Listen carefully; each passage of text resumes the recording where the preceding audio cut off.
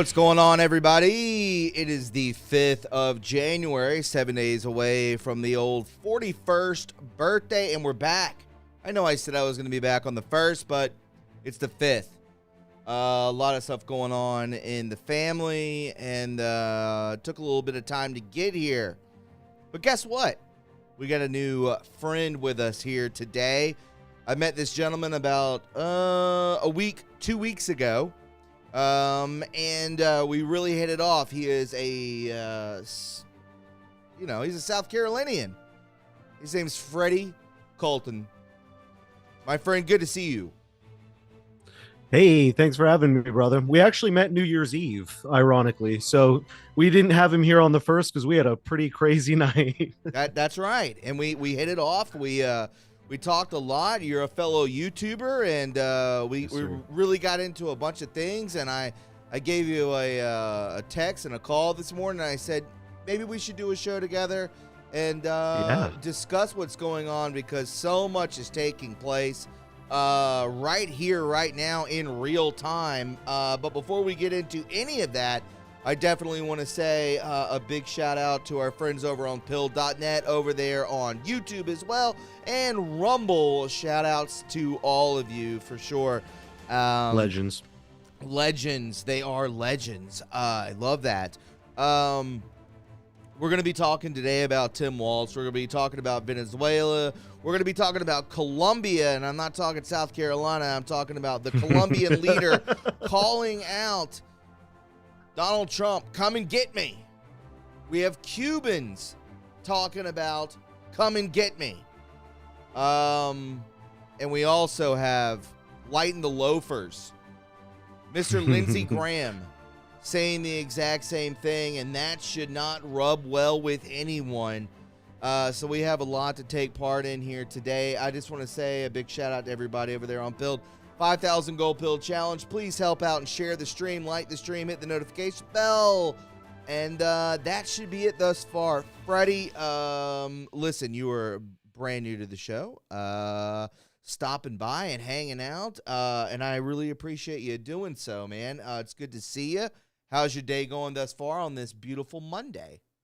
It's good. And just a little kind of to say, because your audience, actually, we probably have such a crossover from the channels that I was most known for, Freedom Frontline and Millionaire Mentor. For those of you who might recognize me, I even wore my shirt that I used to wear. I was the hosts of those channels, built those up. So I'd assume there's probably a good bit of crossover. If anyone's wondering who I am, I had actually stopped working with those channels and kind of worked on, am now on my own channels. Luckily, a lot of you have followed me over, but just to throw that out there as to those who might know me, thank you. And yeah, it's good, man. No, I was so happy when you texted me this morning. You were like, yo, do you want to do a show at 4 p.m.? And I was sitting there thinking, oh man, I don't know, I might do some things. You're like, well, I mean, if you want to do, you even text me and called me, you're like, if you want to do it, you want to do it. I'm like, yeah, let's get it done, man. Because everything is going on right now, and it's exciting. Like, this is a good news cycle where there's actually stuff happening. It's not just like a bunch of BS of, oh, this person's in this drama. Like, there's some shit going down, man. So I can't wait to get into this. Absolutely. I mean, we all go and we all talk about it all the time, about the lulls and the highs and what's going to happen, and are we, who's on whose side and all these sorts of things. And we're going to be getting to a lot of that here today for sure. So, yes, a very happy new year to everybody. Yes, this is the first show back.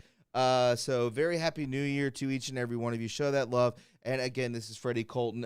Make sure that you show that love and support. What's your channel, Freddie? Please. So my channel where I talk about mostly media entertainment is Freddie Colton. But now my political channel is Freddyology. So definitely check it out. All my pages are linked together, though, I mix over things so much. I talk about a lot of like the politics and entertainment on my Freddie Colton channel that maybe a lot of you would like as well. Kind of like nerdrotic, critical drinker stuff that I like to do. But yeah, that's it. And again, they're all linked definitely check them out. But the most important thing is to make sure you are following True Reporting. Hit that subscribe. Give them a pill on Hoo, hoo, pills, hoo. gold pill. We need to Yes. hit those goals, people. That's the most important thing today, because he has done a lot of research behind the scenes, and I hear we're all in for some surprises, which I'm very excited about. So you're gonna want to stick around for that. Absolutely, man. I really do appreciate that. Listen to the man. Help out with the gold pills. You know what to do. Please. Again, could be another part of the show. This could be a weekly thing. Maybe me and him do. Me and him gonna talk about it.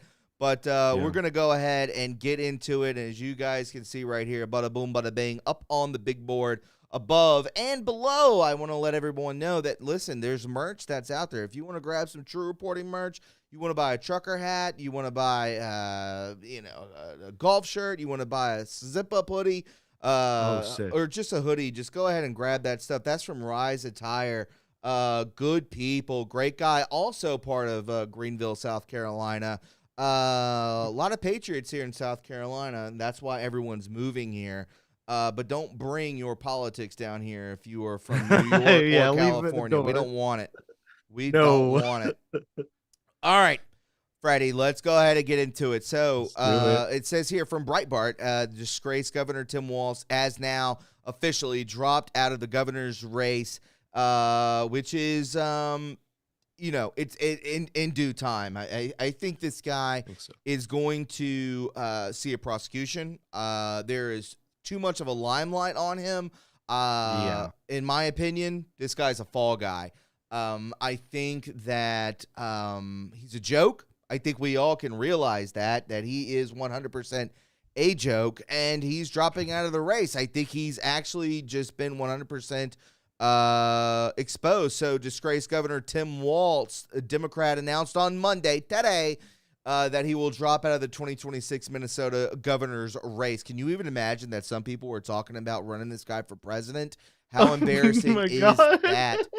This is a Shakespearean fall from grace for the man who, a little over just a year ago, was riding high on the Democrat Party's nominee for the vice president. Anything woke, my friends, goes to shit, and we know it.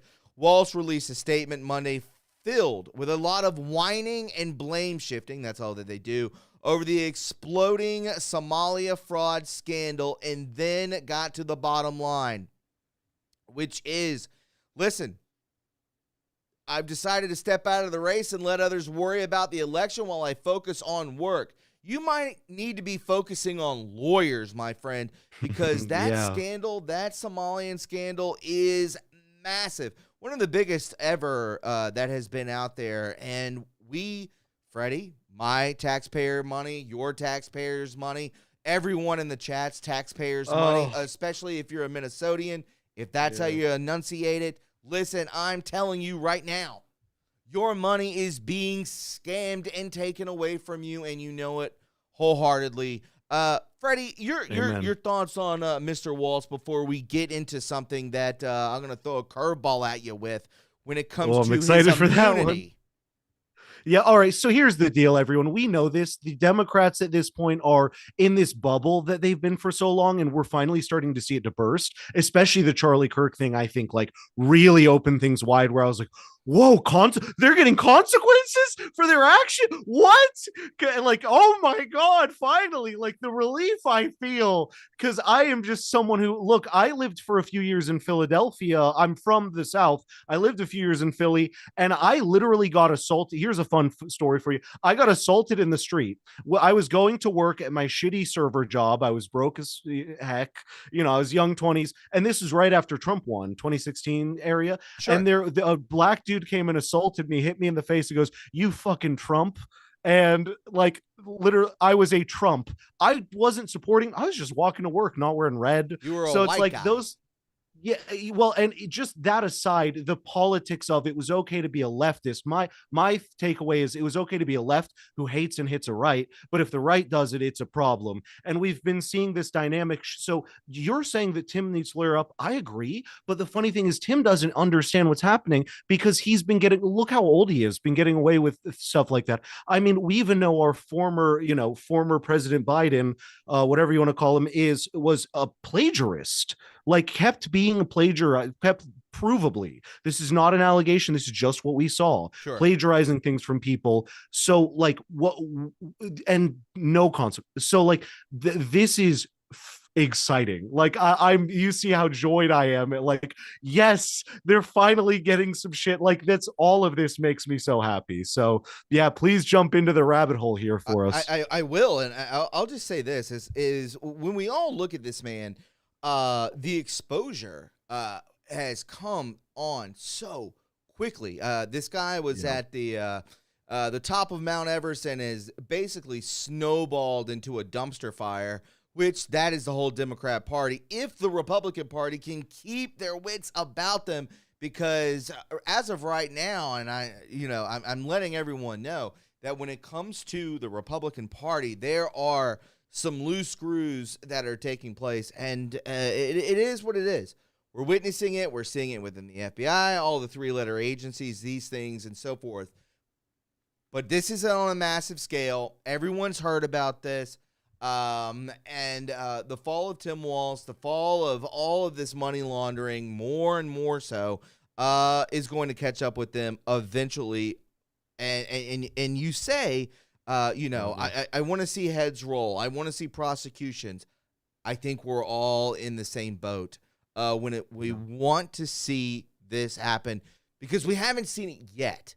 And that's what everyone talks about with this administration. Well, you promised us this, you promised us that. Promises made, promises kept. And some of that has happened, a smidgen. I want to see more take place, Freddie. So bringing this back up, I just wanted to get into that, get into this really quick. What we do know is that Walz has announced a press conference for Monday morning at 11 a.m. Am I going to waste my time watching that? Absolutely not, because it's just going to be lawyer talk. Uncharacteristically, though, Freddie, others are saying that he is wishing to discuss the news of the day. The governor's office had no other details. Well, you're pretty much the news of the day, pal. But I know he's he's hinting at Venezuela. But into that vacuum dropped numerous reports that Walz will drop out of the race for the third term. So if everybody wants to watch this really quick, this is very interesting as well, that Tim Walz, as a governor, has no immunity, and that says a lot when we want to listen and look out for prosecutions. Take a listen. Fun fact of the day, guys. This one's for Tim Walz, actually. Being governor does not give you immunity from the FBI. There is no special exemption in federal law for state officials, so if there's probable cause for a federal crime, yeah, like fraud or maybe conspiracy, they have full authority to investigate and make arrests. So, Timmy, I'm wondering how that's going to line up against your claim that, all this fraud is related to Donald Trump and, he's behind it all. Well, that's what they always do. If everybody notices, and I'm sure we have for the past 10 years, that all the Democrats do is point the finger of projection. What they do, they want to point the finger and say, no, it's the other side that does it. And it's just back and forth, back and forth, back and forth. But the Democrats are very much, that's their playbook for sure. Yeah. Zach from Tennessee, thank you for the can.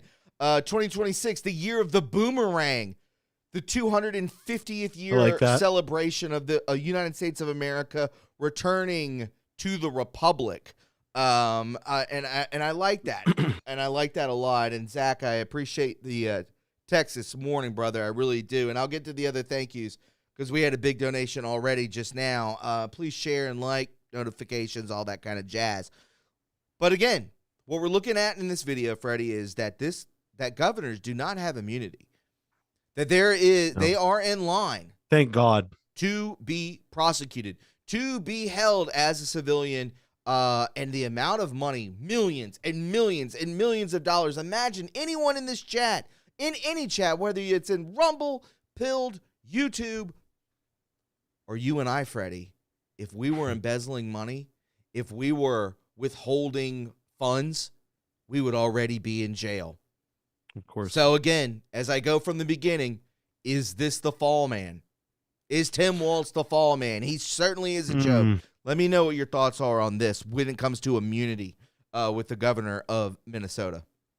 Let me start with this, and let's all take a moment to listen and remember. They are public servants. Facts. These are citizens. These are citizens that are serving the public. These are not people better than us. We've come to this problem in the country where people go, well, yeah, of course the governor would be immune to things. Why? He's the same as it's because of all this, all this money behind the scenes, all these deals being made. It's all this bullshit. Like I'm sounding like a hippie. It's all the bullshit, man. But it really is. It's all the hands being shook behind the scenes. And we've seen things like, wow, isn't it crazy? I'm not saying anything, but isn't it weird how Nancy Pelosi's a tens of millionaire, right? Isn't that kind of weird? Huh? But she makes $500K a year. Okay, she must be good at saving money. She has been alive for like 1,000 years. But Facts. That being said, it's just crazy to me that we even have to like people have been tricked. They are brainwashing us into thinking the governor is that important of a person when they work for us. But they they work for us. All of them we are paying them. They are making all the tax money. Basically, the amount of tax money most of us are going to pay in our lives are going to like these people, right? So I just need to baseline hit that before we get into it, because that's a big one for everyone to keep in mind 100%. towards this Tim Walz thing.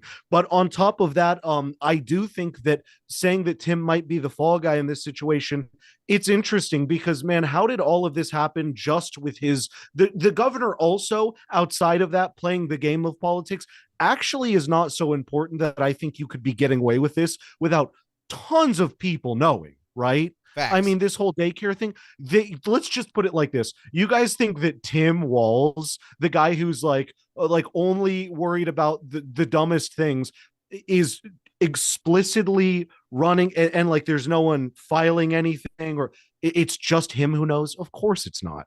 Of course there's a whole chain of command there, and there's a bunch of people who know. And you're right, he's the fall guy, because then Linda from accounting is not going to get caught, or Jamie from like IT or whatever that was doing all these things agreeably, or all these other positions people filled out, like that they're not going to get in trouble. They're just going to sweep it under the rug, right? And yeah, it's clear that that's what they're trying to do. Is they're like, well, Timmy boy, you did good. Now, like, time to go. That's kind of how I see it. And that's such a good point, because it goes in to and you're right on YouTube, Gus Zeros. Sorry if I'm enunciating that right. Please, can you phonetically put that into the chat so I stop saying your name wrong? But I really thank you for with the comment. Evidence is just there. Just look. I mean, it is there. It's right in your face, and President Trump will throw it out there.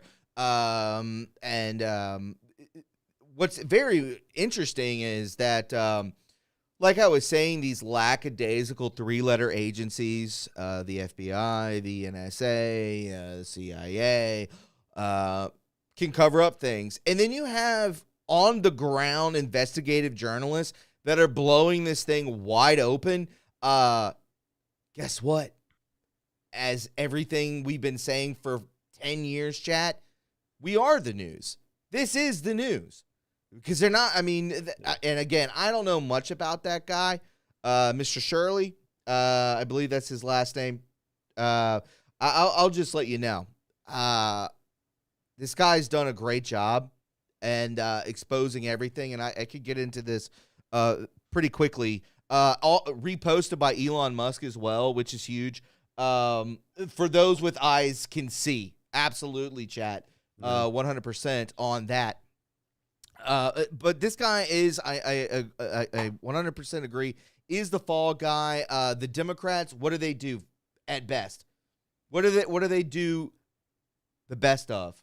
They eat each other because they're all Yeah, liars. that's a good way to put And it. they all, once one lies, a lie leads into another. Then they start pointing the finger. Then they start eating each other, throwing each other under the bus. That's why I get to the fall guy, Freddy. So let me go ahead and show you this right here. Nick Shirley, that's his name. You guys. Nick, I like Nick, by the way. I'll just say on record, I've been a fan of his early. Dude is based. Like, I'm not saying I 100% agree with him, but he's good at objective journalism, as we've seen. And I would actually say I think he's a cool dude. You know, personally, is just no, and that's totally cool. I've been following this fella for a little while. I ended Tim Walz. He posted on Twitter. Also, Minnesota governor says that he is dropping out of the re-election bid. That happened. We already talked about it. For Mila Joy, she says Tim Walz had the entire Minnesota government behind him.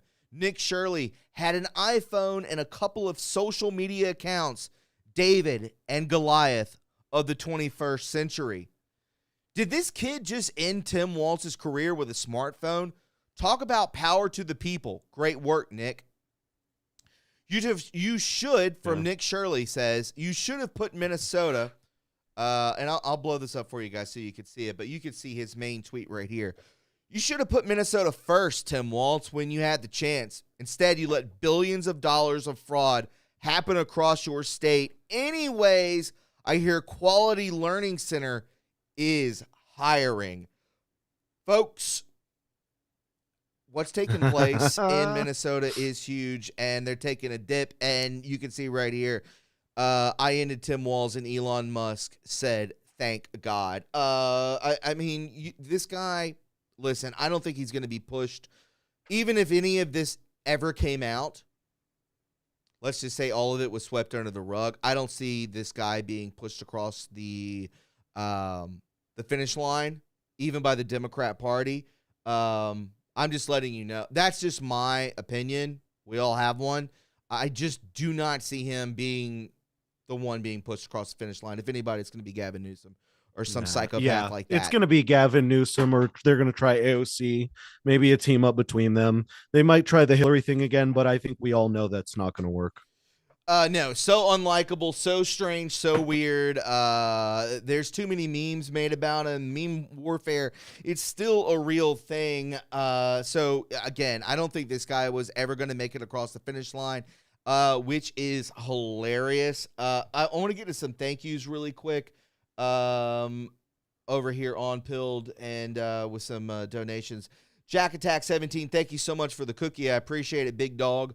Always the first in line. Trump one of our faithful mods. Thank you for the cookie. Zach from Tennessee. Good to see you, big dog, with the can. Fresh meat for the grinder. Welcome, Freddie. I love that. Yeah. Big dog. Big dog. Lucy Rose Petal with the cookie. Thank you, Lucy. Zach from Tennessee with the can. Hope all is well, folks. Buckle up. It's effing party time. Gloves are off. Let's effing go. I'm digging that as well. Silent Runner 17 with the ship. Big donation. Nothing can stop what is coming. Silent Runner 17, I'm liking that. It's so good to see you here, my friend. Zach from Tennessee again. We read that one. Thank you for the can, brother. Sub Pack Vet with 1,000 gold pills. Holy mercy. Thank you so much, Sub Pack Vet. Silent Runner 17 with the back to back cookies winning. Silent Runner 17 says, thank you so much. And Zach from Tennessee with the can. Walz is an effing, can't say that word on BoozTube, but you know what I mean. Yeah, we do. Yeah, of course, he is the fall guy. We know Obama likes to fall, likes the fall of huge shafts. Let's go with that. I like it. Thank you guys so very much. Keep the love incoming for sure. Freddie, is there any way for people to donate to you anyway? You got to buy me a coffee or a Zelle or anything like that? I have a Patreon for sure. Or you could become a member on my either of my YouTube channels. That's definitely a way, but I'll just say right now, most important thing is go check out. I think you also have links for like My Pillow and Gold and stuff. Go get yourself a thing. Go use all of the links here instead. Buy yourself a nice thing. Get yourself something nice. Get something nice for your mama. Don't worry about me right now. Do come subscribe to me. Give me all the free things. Subscribe, but go buy something instead right now. Right now, guys. Come on, please. Just a pillow. Anyway, thanks for asking. Yeah, brother. And again, drop your links in the YouTube. Drop your links in Pilled. Drop your links on Rumble. Do that right now, man, so people can follow you. People certainly will. We have a nice, cozy crowd. All right, we're going to switch gears and change lanes, and we're going to get into Venezuela. And we're going to be talking about this right now. I got this from my co-host on Tuesdays, Mr. Brett Collins, and this is very interesting. It's pretty amazing for everybody to see this. Here is how the United States captured the president of one of the largest countries on earth, and then we're going to be getting into President Trump. We're going to be getting into Marco Rubio. We're going to get in a little conspiratorial as well, which I know that you guys like. There he is, Freddie Colton, dropping the links to his channel. Please go ahead and subscribe to him really quick. This is a 5-minute video. This is going to take a minute, but it is extremely interesting how all this went down and exactly why did this go down. We got an article about it from WLT Report. Let's check this out. This is very interesting, and it's good to get an insight. Let's go. How do you capture a high-value target when the whole world is watching? You create a masterclass in deception. The CIA set the stage with a single building as bait and filled the sky with 150 aircraft to create a deafening sonic shield for the helicopters to drop Delta forces. F-35s lit up the perimeter, turning night into day. By the time the dust settled, the helicopters had already touched down and Maduro was gone. We'll also look at how the U.S. uses the F-35 jets in its Navy to launch a large-scale attack, all in the video ahead. In the dead of night that is 2 in the morning, the lights went out in Caracas. By 5 a.m., the president of Venezuela was gone. But how U.S. played a deception games. While the whole world were focused on the aircraft carriers in the Caribbean, a shadow war was being fought on the ground. This wasn't an invasion, it was a surgical extraction. We finally have the declassified timeline of how U.S. forces breached the heart of Caracas and extracted Nicolás Maduro. Let's start with step 1. The setup. This didn't happen overnight.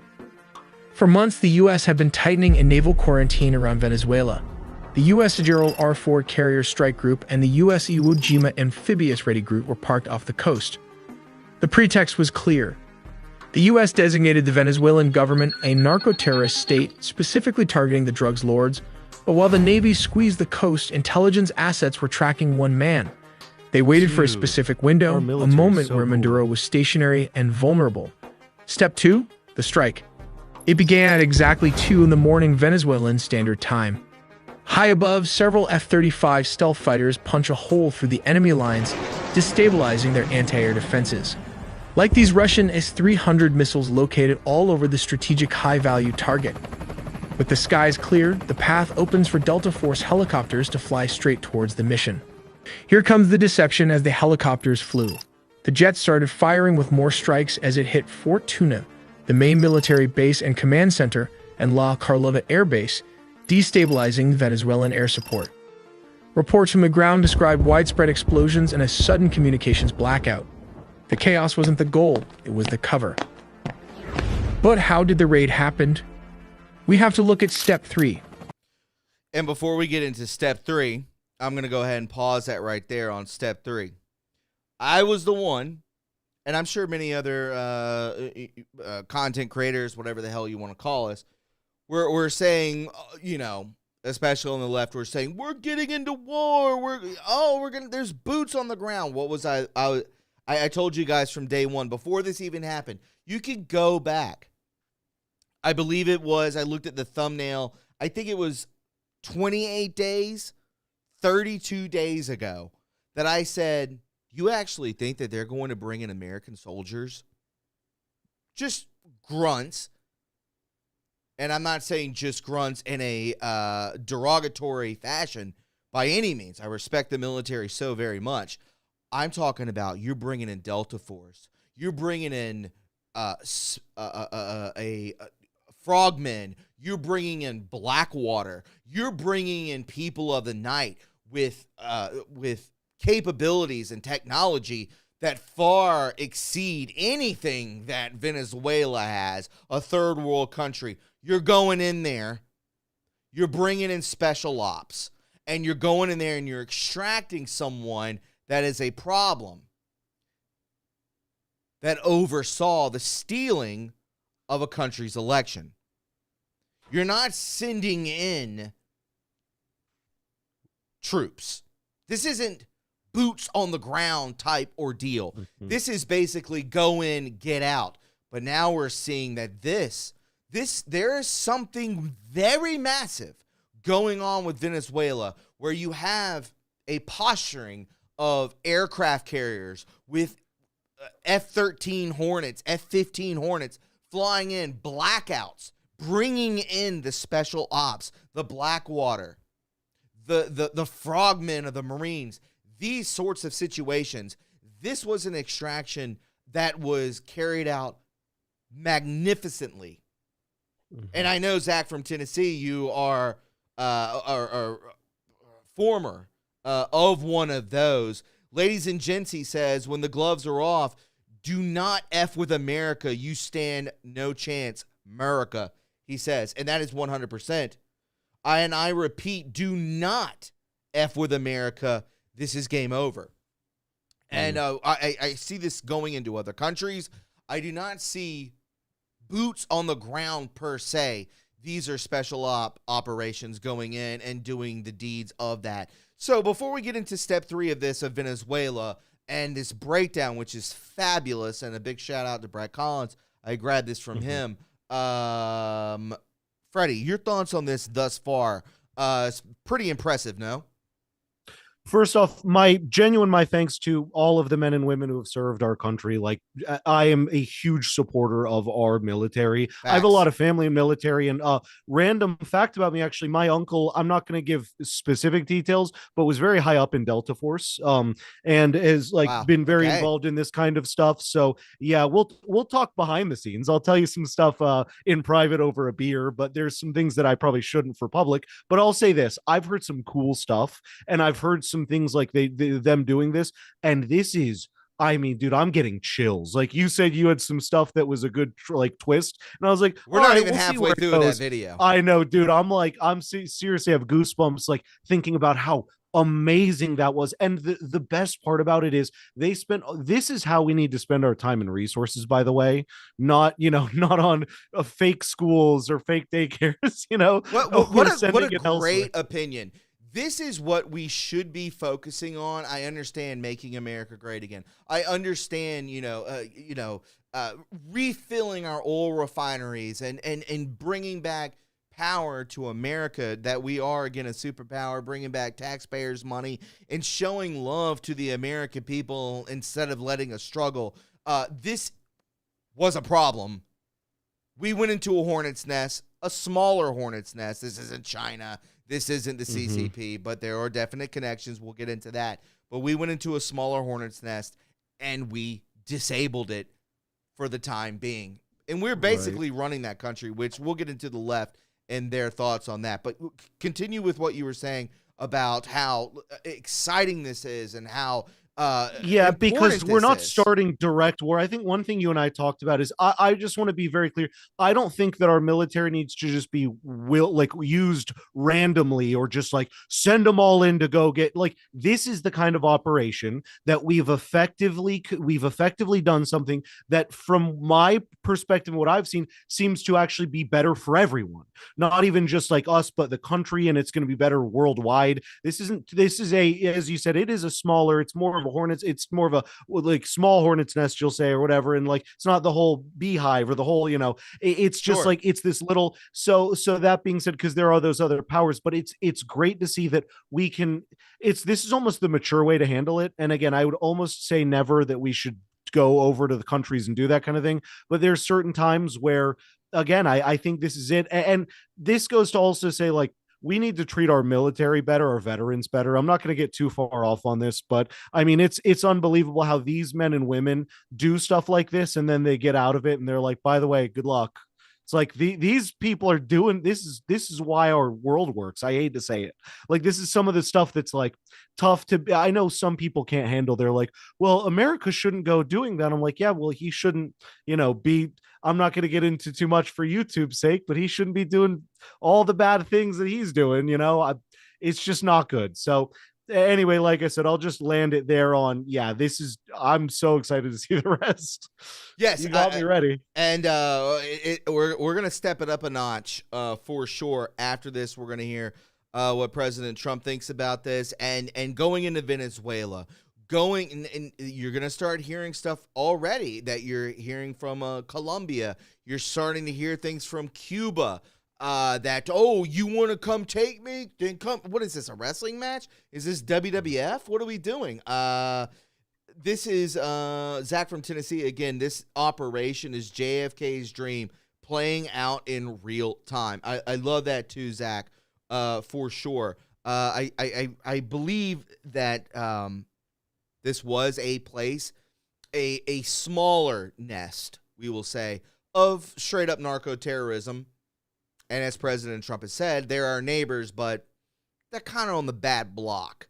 Good block, bad block, good block, bad block. And they're on the bad block. And this is not a regime change by any means necessary. This is, we're taking the shit off the streets, folks. That's what we're doing. They've become such a problem, and they're close enough by, and President Trump has said it, and we'll get into an interview about this, that this isn't somewhere that you have to fly, 19 hours to get to. This is down the block.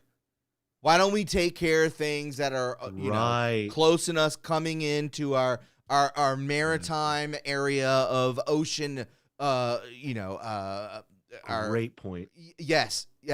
Our oceanic borders that are flooding drugs, trafficking guns, trafficking people into our country and poisoning us, killing us, and creating slaves through the cartel, through Venezuela, through a socialistic, Marxist, narco-terroristic regime.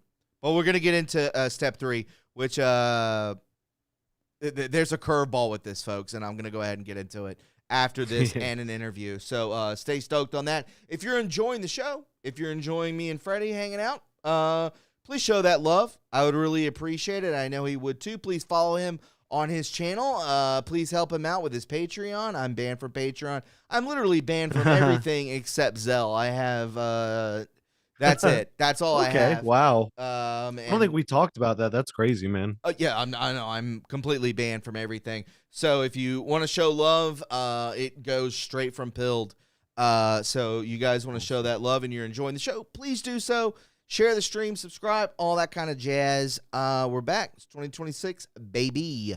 All right, step 3. When it comes to Venezuela, I'll pull back just a second, and we'll continue on. Did the raid happen? We have to look at step 3. Under the cover of darkness and chaos, the Tier 1 operators went to work. But what is the exact unit tasked with the mission?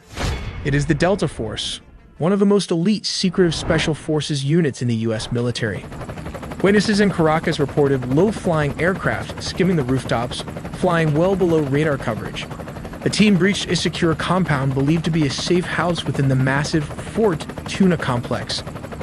Resistance from the Venezuelan Presidential Guard was swift but ultimately futile, as the helicopters lay cover fire. The operators moved with surgical speed, landing on multiple points. But how exactly the capture and extraction happened? For this, let's look at step 4. Specialized helicopters hovered over the objective to insert the assault team. While dozens of attack helicopters laid down suppression fire, the Delta Special Forces descended and started the search for the high-value targets. How did they find him? Simple. The CIA had planted spy inside Nicolás Maduro close circle. While back in the US, Delta Force built an exact replica of his safe house, rehearsing the raid until they could do it blindfolded. While wild. operators breached the room so fast, his security could not even react to the situation as the sound of flash grenades disoriented the security guard. Using blowtorch, they caught him before he could even lock all the doors. Maduro's shock and awe froze him as Delta Force reached the compound. Nicholas Maduro and his wife, Celia Flores, were physically secured. This wasn't a negotiation. They were detained and immediately moved to the extraction point. These aircraft are capable of performing urban extractions from buildings and refueling in midair. Within minutes, they were airborne, leaving Venezuelan airspace and heading to a secure floating staging base in the Caribbean. This Operation Southern Spear has changed the geopolitical map of South America overnight. But wait before after the extractions, there were reports of F-35 jets also leading the tip of the spear for the attack. We'll look how the United States used F-35 jets instead of F-16s for operations in Venezuela, because this is a well-organized and militarized Venezuela has positioned advanced Russian S-300 missile systems, Chinese radar networks, integrated Russian air defenses, and Shahed drones along its borders. Pause there. So again, we're bringing it right back into what I was speaking of. What they were just speaking of, as we'll get into the ties within this. You have China, you have Russia, you have air defense missile systems that Venezuelan, this third world country, listen, they are the lapdog. I have it written down here. Venezuela is the CCP lapdog. Drugs, guns, trafficking. So is Colombia. So is Cuba. These small countries that are near us, near our border, on the southern border, 100% are part of the CCP. They are the lapdog. And it is what it is. It's time to take out the lapdog. It's time to put him out in the field and old yeller him, folks. That's where we're at when it comes to this. This extraction is massive, because you're also dealing, and we're going to get into China and Russia a little bit later, and everybody, and I understand people are saying, well, I love Putin, it's part of the plan. Xi Jinping is part of the plan. All these sorts of things. And that may be certain. I don't know. Who knows? I have no idea what goes on between these three superpowers, America, Russia, China. I have no idea. But the preciseness of all of this taking place, the posturing of the aircraft carriers, the usage of the F-35s instead of an F-16, the bringing in of special forces, the blackouts, quote unquote, an EMP. And if anybody wants to drop an EMP in the chat over there on Pilled, listen, you get a free t-shirt. I'll mail it to you. Email me your address. I'll mail it to you right now with the size for women and men, because there's only 2 genders and 2 scoops of ice cream. Let's continue on with this, unless, Freddie, you have anything upon this. We got about 1 minute left. Gender doesn't exist. Sex, there are 2 sexes. You're totally right. Okay. I just don't even like to give them that word. Gender was a word created by John Money, who's a terrible man. I think we agree. I just want to be a little pedantic 100%. To say, anyone who believes in gender, get out of this chat. I saw something from Matur J03, Colombia, Cuba, Mexico, you're on notice. I agree with that over there on BoozTube. Nathan Davis, LOL, apparently the Chinese gave early warning radars and didn't do them much good. No, 100%. No, I get that for sure. The one thing about Russia is that you can at least reliably expect them to do what Russians do. I don't know. New England Dirt Roadie, there has to be body cams of all this. Absolutely sick. Listen, as a big body cam guy, I watch it all the time. I watch Police Activity. I watch, there's another one. I think they're called Watchdogs or something. I subscribe to both those channels. I watch those all the time, especially when they're catching the pedo group. I those groups. I love watching that, and I love watching the canine videos too. Does that make me a crazy person? I don't know. But we're gonna get further into this. Again, you're loving the show. Let's do it. Let's get back into Venezuela. So now we're going into missile defense. shutting So that real down? quick question, by the Yes, way. So absolutely. this is proven, just to clarify, because I've heard stuff like this. This is the big twist. One of the big twists. I'm sure there's more. This is a crazy video, but so they are sure these are like China's basically been putting these satellites and stuff. I bet China's got to be lying in their pockets. I mean, these countries, China and Russia, are so much significantly richer. Like, if you guys don't realize, like, take the time to research, so much richer than all of these countries. They're the guys producing everything, like China is. So I believe this, but is that kind of what we're seeing here? Like, we've almost proven that they're building all this infrastructure. It is 100%. It is the CCP. I don't know if it's Xi Jinping, but basically the deep state of China, the deep state of Russia, utilizing these countries that are around us to infiltrate America. Like, what else are they doing there? What the hell else are they doing all the way over here, guys? Come on. You're right. Like, I'm not going to give anyone the excuse of, well, they're just working together for what? What does Venezuela have that China does not? I mean, nothing. Literally, China has literally. Location, they have every type of location. Yeah, exactly right. Yeah, that's what I think this is. So we'll go ahead. I'll pull back please a few seconds. And again, Chinese radar networks integrated Russian air space with this. This is the Missile Defense Force. Again, if you're enjoying the show, make sure you hit that notification bell. Make sure you subscribe and share all these streams everywhere that you are. Don't be gay. Just do what I'm asking. Don't be gay. Please. Do it. Do it. Let's go. Just do it. Chinese radar networks integrated Russian air defenses and Shahed drones along its borders. This creates a highly lethal and challenging environment that older S-16s would struggle to survive. As stated, around 150 aircrafts and a massive 8 U.S. destroyers were stationed there.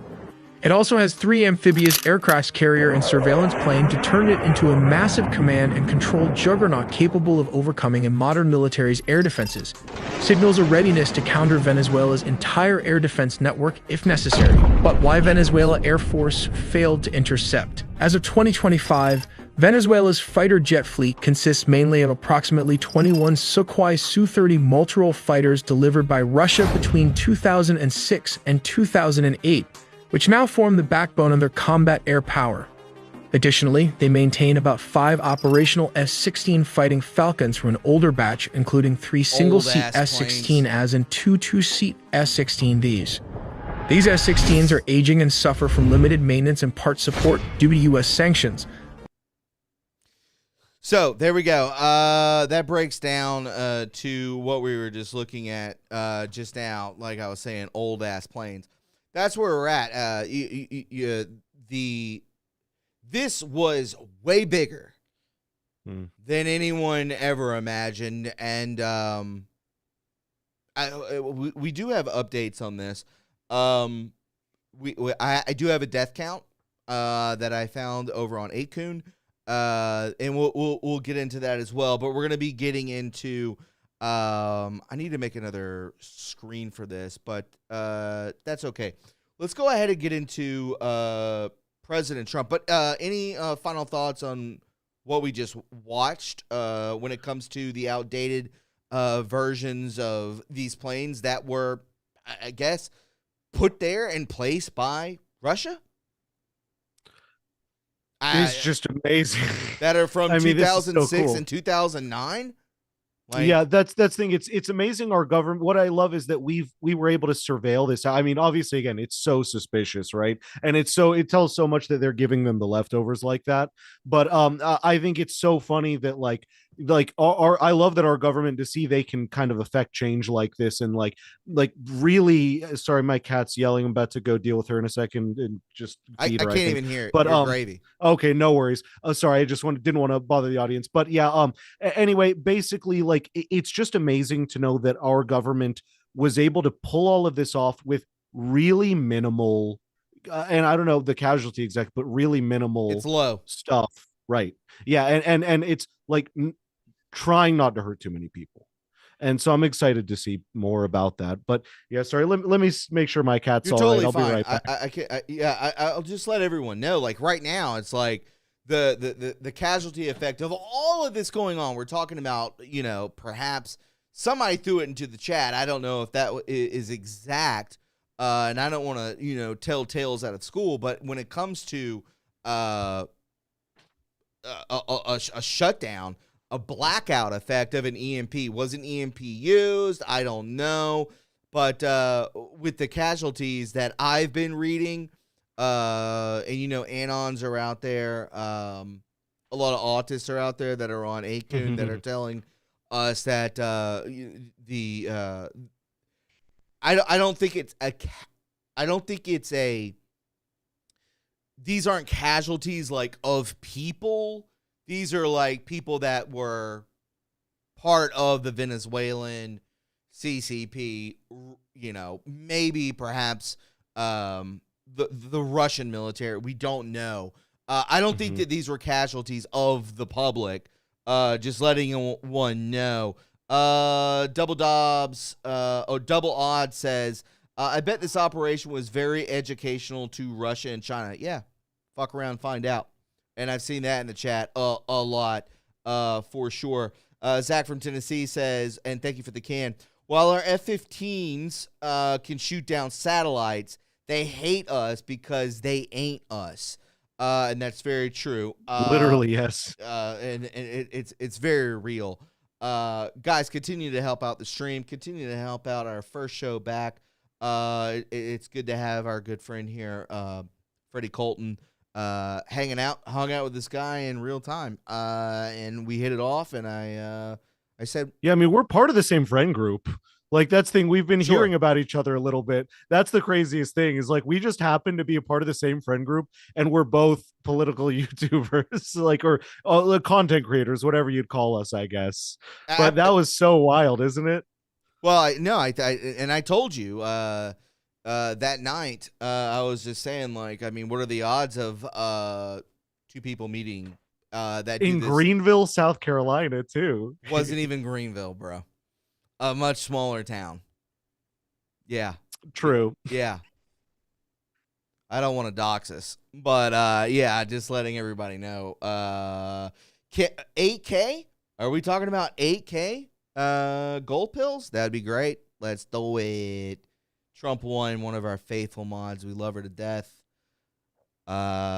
Great person. Hogleg71, big dog from Georgia. All this happening the same date as Noriega surrendered is question mark. I don't know. They could be a part of it as well. Get them out. Get them all out. Get them out is what I say. Hogleg71, hope that golf game's going well. A big dog from Georgia. Love that man. No Cuomo. Let's go ahead and talk about President Trump on Venezuela and the country of Colombia. That's right, North Carolina, Hogleg. I'm an idiot. I wish you could slap me through the monitor. Let's go ahead and get into it. President Trump. Building the U.S. being involved in that. It seems obviously that your stance has changed on that. What led to that? And is the U.S. nation building now? Is that? I will say this volume is low. It is not my volume. It is the volume of who recorded this. They're on Air Force One. But if you take a strong listen, you'll be able to hear it. She's a leftist reporter. Country that's on the other side of the world. This isn't a country like we have to travel 24 hours in an airplane. This is Venezuela. It's in our area, the Don Road Doctrine. So is that what you would say, that we're in the business of nation building? No, we're in the business of having countries around us that are viable and successful, and where the oil is allowed to freely come out because that's good. It gets the prices down. That's good for our country. Now, we have a very sick neighbor. It's not a neighbor, but it's close to a neighbor, and that's Venezuela. It's very sick. Colombia is very sick, too, run by a sick man who likes making cocaine and selling it to the United States, and he's not going to be doing it very long, let me tell you. What does that mean? He's not going to be doing it very long. He's not doing it very long. He has cocaine mills and cocaine factories he's not going to be doing it So very there will well. be an operation by the U.S. It sounds good to me. Secretary Yeah. Rubio mentioned. You know why? Because they kill a lot of people. Yeah. Secretary Rubio mentioned Cuba yesterday in his remarks. Does the U.S. have a plan to do some Well, similar Cuba action? always survived Damn. because of Venezuela. Now they won't have that money coming in. They won't have the income coming in. You know, a lot of Cubans were killed yesterday. You know that. A lot of Cubans were killed. Do you know how many? The bodyguards. Administration No, knows? they're looking, but there was a lot of death on the other side. No death on our side. So you see, and I mean, this goes on for another 4.5 minutes, and I'm not going to go ahead and get into that. But one of the left, a lot of the left, and their media is saying, "Well, he's doing it all for oil. He's doing it all for oil." And you see the light and the loafer snake right there to the left, hissing. You see him. You see what he's doing? Yes, yes. Disgusting. I hate him. As a South Carolinian, I think he should be part of maybe a Tim Walz extraction. Can't stand him. Never have liked him. I've been to rallies for Trump when he was 2020 and 2024. And Lindsey Graham was basically booed off the stage, but President Trump was like, let him speak. Just letting you guys know. He's a joke. I don't think anyone in America or in South Carolina, I'm not going to speak for Freddie, but I'm just letting you know that a lot of people in South Carolina do not like Light and the Loafers, Lindsey Graham. No, I'll go ahead and back you on that. I'll endorse you on that one. Yeah. I'll just go ahead and give you the blind endorsement. Whatever you say there. Yep. Yeah. Yeah. So this is what that one sentence. We're going. There's a lot of oil in Venezuela. Now we've always heard that the Venezuelan oil is, and we can all back that up. Right now, as President Trump has always said, it's garbage oil. It's not refined. It's made of quote unquote dinosaur bones. If anyone out there believes in dinosaurs, I don't. But I'm just letting you know that listen, it's slack. It ain't good. It ain't the top notch. It's made of tequila and dirt. Yeah, it's made of Venezuelan bones. And that's what it's made of. It's garbage. But apparently, the left, what they're going to do is they're going to run with this. And I do have a clip of the mainstream media, our good friends at Morning Joe, friends of the show. Just kidding. They pulled this one clip, which is all that they ever do, which is quote unquote propaganda. And they'll run with it. Heavy crude, Hogleg71 says, absolutely. Trump won. Thank you for the cookie. Freddie from New Hampshire. Oh, with the ship. Golden Age, baby. Thank you so much for that generous donation. Freddie from New fellow Hampshire. Fred, what up? Hey, big Fred, fellow Fred. He was saying that earlier in the chat too. Heavy crude, 100%. Trump won. The snake. What does it say? Hiss, bitch. Yes, I totally agree. Yeah. So they're gonna pull this for sure, this clip and run with it. And guess what? They did, but in a different scenario. They're actually going. I don't think they have a leg to stand on because of the way that Maduro treated the Venezuelan people. So you're seeing the left, Morning Joe, Joe Scarborough, Mika, they're talking about, hey, listen, is it that bad that he's doing it? Kind of interesting. I don't know. But you still see the snake. That's all right there on the left-hand corner. And, well, I don't even want to hear his voice. I don't think anybody else does. So I will go ahead and bring in what the mainstream media is saying, and then we'll get into the death count and Colombia. Let's go.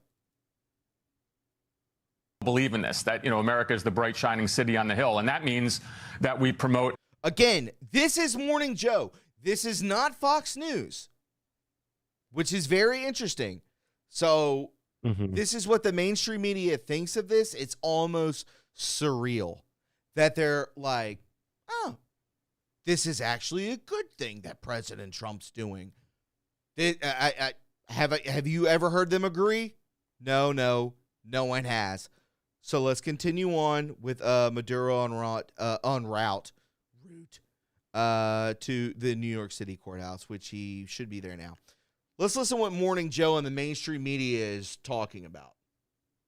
Believe in this, that, America is the bright, shining city on the hill. And that means that we promote economic liberalism and, of course, political freedoms. And so I think the American people and maybe people around the world would buy this a little bit more if there was a transition to true democracy. That would mean something. But then Trump throws this right out the window by talking about it's all about oil. He's almost kind of an advertisement for a Marxist professor at a university. I mean, it's quite amazing. And so, the days ahead, I think, are uncertain. One key point on this is that I'm not so sure there are experts. The National Security Council is not functioning that well. There's no U.S. embassy, in fact, in Caracas right now. Who are those who are surrounding the president who are giving him advice? And when he says things, it's all about oil. And then Rubio comes out and says, no, it's actually, we might move towards a democratic transition. It just goes to this feeling of dysfunction. And that is dangerous because, again, the instability that Ambassador Story talked about could ensue.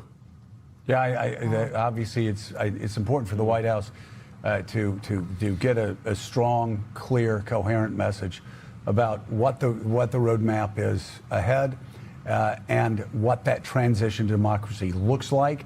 Obviously, it doesn't need to be immediate. If it is immediate, that could create more chaos.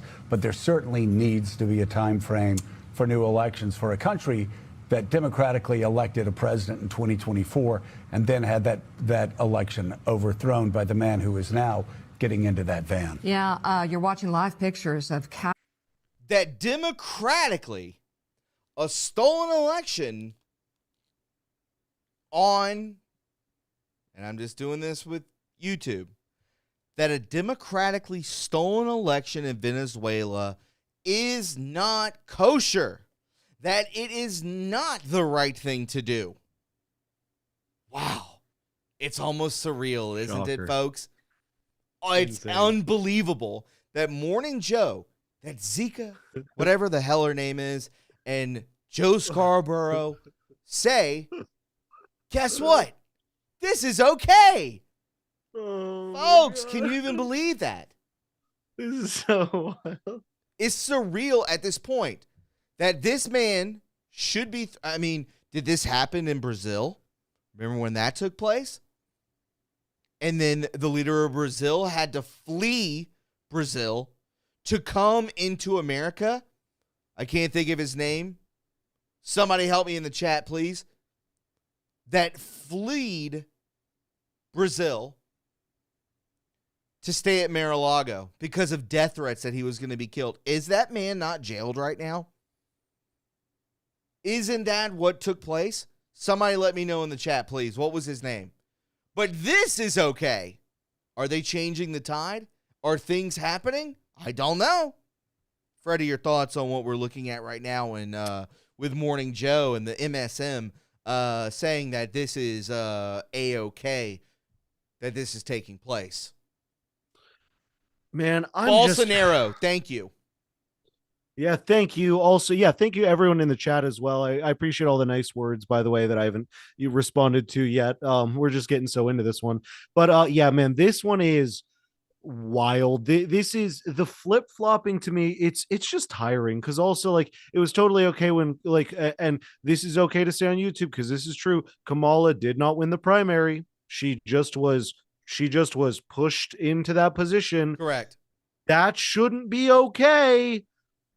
I don't, in my opinion, but stuff like that. And so we see these instances where they fully support this kind of like thievery of in Venezuela. We're talking about other places, YouTube. The problem with like these election issues, right, where these people are being fraudulent towards that in certain senses. Again, not here, of course, but yeah, it's very fascinating to see these MSM people basically talk out both sides of their mouth, and it's I always like to be like, maybe they're like starting to see something that and then it's just tomorrow going to be the same, parroting the same stupid 100%. stuff. So I just feel like it's like having that person you're around who just tells you whatever you want them to, whatever they want you to hear all the time, to the point where that becomes the friend in the group who just lies to, and you're just like, yeah, that guy just lies. That guy just says whatever anyone wants to hear. And you eventually start ignoring them. Exactly. Yeah. My favorite color is blue. Oh, yours is blue. Mine's blue too. And then to the next guy, my favorite color is red. Yo, dude, red is my favorite color. The next guy, green. Green is mine. It's that guy. It's that blatant. It literally is as blatant as like lying about your favorite color or your favorite number. I'm just trying to think of objective things. Like, my favorite number is 5. Well, mine is also. Sure. That's what this is. Do not let this in your head be like, well, wow, maybe people are waking up, because unfortunately it's going to keep taking people like us and people like yourselves in the chat in every day. Like, even if you guys aren't streaming, your support of a show like True Reporting is insanely helpful to step towards a better country, and your support of these independent people like ourselves, and also just talking to your friends and family, recommending these kind of shows, because this is what should be the mainstream media.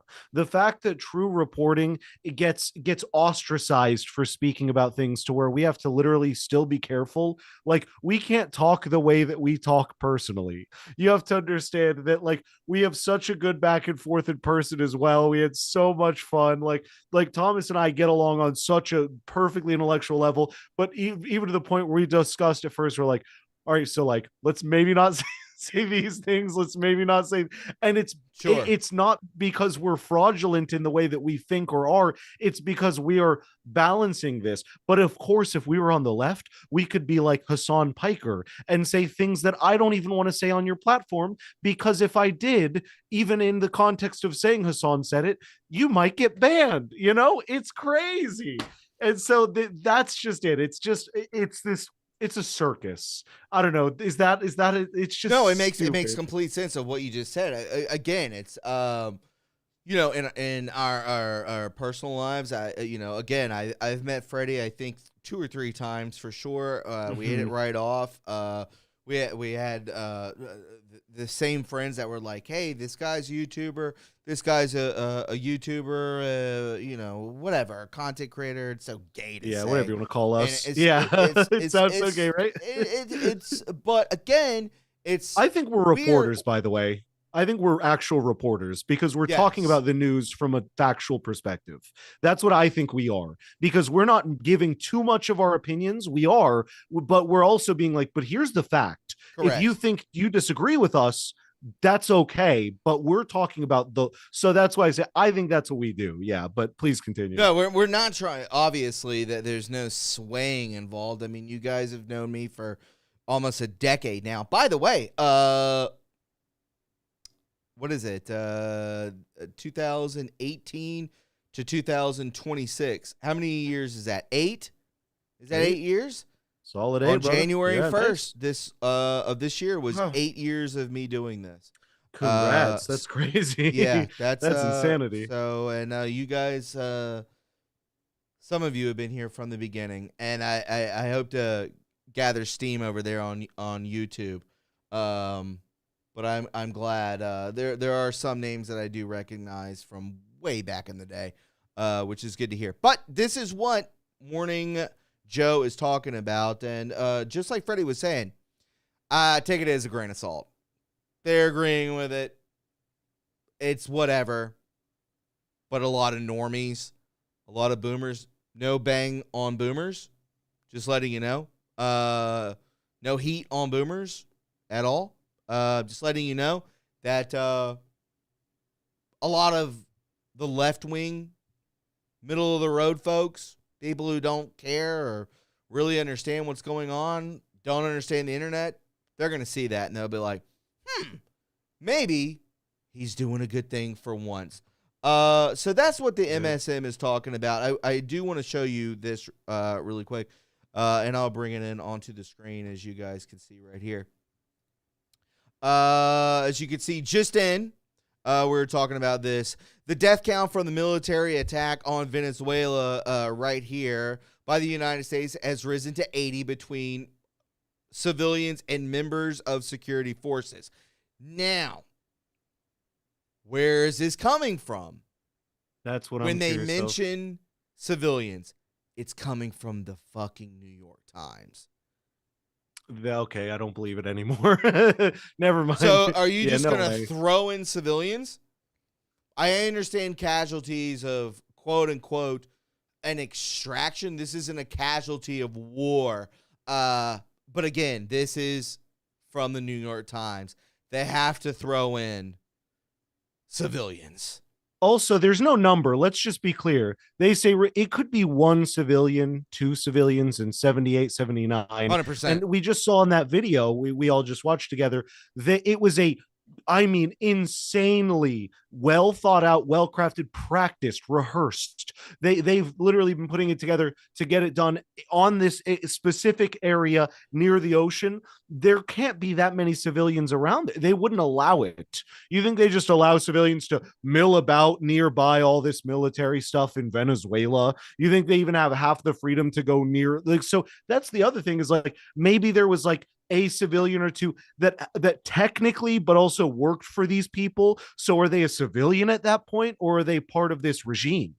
Right, that's 100%. Where I'm gonna have to call BS, because are they a civilian because they aren't technically in the military? But maybe if I'm a scientist or I'm a like someone who's like helping launder the money, I don't know, any type, now am I a civilian? Well, you're still a part of this whole messed up regime. And I didn't get on this earlier, and I kind of want to touch here as well, because President Trump said this really well.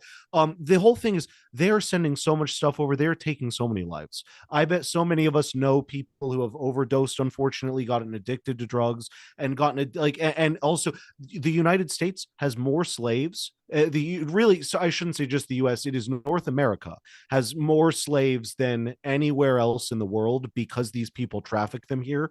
And South America is very close behind, and it's because of people like this. The North America doesn't have slaves because of President Trump. Let's just be very clear. All right, there is no slavery happening underneath our government. As much as you might hate them, trust me, I hate them a lot as well. This is talking about slaves brought here by slavers, like, illegally across the border, those guys that everyone's supporting on the left. Like, that's these people, or better, like, I worked in Chinatown in Philadelphia for a while as a server. I realized there's indentured servants still, dude. People will literally, they'll be paid, they'll be flown over there, live in Chinatown, and work for people for like their entire life, just to live in America as a poor person, as an indentured servant, just to live here. That's how bad they want it. They will give up their whole life and basically be able to live like a very sheltered, like most of the time you work, you have a little free time, just to live here. So, and they were shipped over from China. It's like however they went about doing that stuff. And I don't know if all of it was exactly legal, because there were like brothels there and stuff I had heard about. I had not visited myself, but I had heard talk when I was a server there. And that's the thing, is like, you see all these types of like places trying to send people over to us. And then you see them having, I mean, we could all believe it, right? That there's just indentured servants living in all these big cities, or people that secretly are basically slaves. Like, so that's why I just want to put that out there, that like this really helped sell you on the idea as to why this is a big deal for those of us who might be like, well, why are we using military might? Why are we using force like this on what is essentially a country most people would probably be like, leave it to them. Because they're a problem. They're taking us out. They want to come at us. They want our people. They have taken our people. They have taken thousands, hundreds of thousands, millions. I'm going to say millions of our people out. with absolutely. And that's my point is like that you have got to get mad and angry about this because we matter. The people, I'm going to be honest, and I'm sorry if this hurts your feelings. The only people who matter to me on the baseline of my taxes and my fellow man, my fellow citizen, I don't hate anyone from other countries, but it is the United States citizen, the person who's here legally. It is you watching this video right now. I love and care about you and support you as a fellow citizen of the United States. And if someone takes your life, especially someone from another country pulling some illegal bullshit, I'm pissed. I'm going to get mad. If it's us fighting amongst each other, that's why we have prisons and things to take care of that. That's why we have a government who is going to help figure that out. Unfortunately, not always fairly, as we talked about earlier. But at the very least, I cannot think that that's just an invasion of, because again, that's war. This is war. They have declared, if anything, they declared war by sending all these drug boats, all these shipments, killing. I mean, think about how many children these guys have enslaved. Do you understand these guys take R-word slaves, stuff like that are kids? And that's my point. Somebody like, say that in the chat earlier? Didn't somebody say that in the chat earlier that it was a few weeks ago? It was like 380,000 or something just within 2024 or something like that. Somebody let me know. I didn't mean to cut you off, but yeah. You're right. Someone said something that kind of catalyzed my thought on that earlier as well. And I've just been meaning to put that out that like this is the time that we as American citizens need to cut the bullshit and just like come together and be like, look, we've got to cut it. And that's why with the whole immigration thing, I got so mad. I'm like, can we not band together and be like, let's take care of our own? Because we have, look, I'm adopted. You know how many orphans and children we have in the United States that also just won't get fed or taken care of properly because there's not those, everyone's like, well, they'll just go find child protective services. It's like, still there's plenty of poorly run orphanages. We need better oversight. I'm going to be honest. The foster care system in our country, there's some bad stuff there. That's all I'm going to say. I'm not unsupportive of it. There's some corruption. I think you and I talked about this actually, that it upsets me as an adopted person, how it is. We're not putting more effort and resources into our people because those children are our future and they're either going to become amazing citizens or corrupt criminals. And let me be an example of that. I am someone who has never done a crime. Like I really have not done a thing that I've been pulled over. Well, and that's the thing. And luckily I was adopted and raised by a good family, but I'm from that system and it worked. And what I'm saying is we can take kids. There are so many parents who want to adopt, and the reason that they can't is just because they're being put through weird litigation that doesn't matter. And like viable fit parents, I've looked all into this, and it's because of red tape or like all these fees that they hit you with, and they kind of don't want you to. They want to keep these kids in the system for some reason. And it's not necessarily the Republican states that are doing that. Let me tell you that. And that being said, it's just like. Yeah, all of this to say, like, these people are trying to affect our future, our people. And what we need to be doing is staving that off and instead focusing or education. I mean, for the non-adopted kids, right? Education. Like, we need to be focusing on our future because those are the people who will end up becoming the corrupt criminals or the good people who will actually be useful and helpful and care about society. Rant over on that. No, yeah. Good rant. I will say this, and again, when it comes to the poisoning, the educational system, poisoning is drugs, educational system might as well be drugs. All of it is indoctrination, and I will show you more of that later on in the show. We may go a little over here today. Because we have so much to get to and so many thank yous. I do want to say that you want to help out? You want to help out the stream? Guess what? You can do Cash App. That is the one thing. It's not even my Cash App, but it goes to me because I'm banned from that, but it's my girlfriend's. That is $, stream donations 17. If the mods could throw that into the chat, I would greatly appreciate it. If you're enjoying the stream, we have so much more to get to. we're bringing on Freddie Colton, who is I met a few weeks ago, and also a South Carolinian. Might have him in the studio. We might actually have a studio guest. I could go to his studio, whatever it matter. Oh yeah, that'd be fun. I'll bring my mic. So yeah, that'd be cool. I got everything. Oh nice. I gotta check that out. I got multiple cameras and all this kind of jazz and not that second word, but yeah, yeah. I cut that off real quick. Yeah. But let's go ahead and get in to Colombia and Cuba. They got good cigars. Not Colombia, but Cuba does. Let's go ahead. If you're enjoying the show, show that love. Cookie war, whatever you want to do. Show that love, show that support, and let's continue on. Let's go. Possession. It comes as the Colombian military is ramping up their presence at the border they share with Venezuela, bracing for what's next. Steve Harrigan is live at a border crossing that serves as the gateway for Venezuelans fleeing the regime. Good morning, Steve.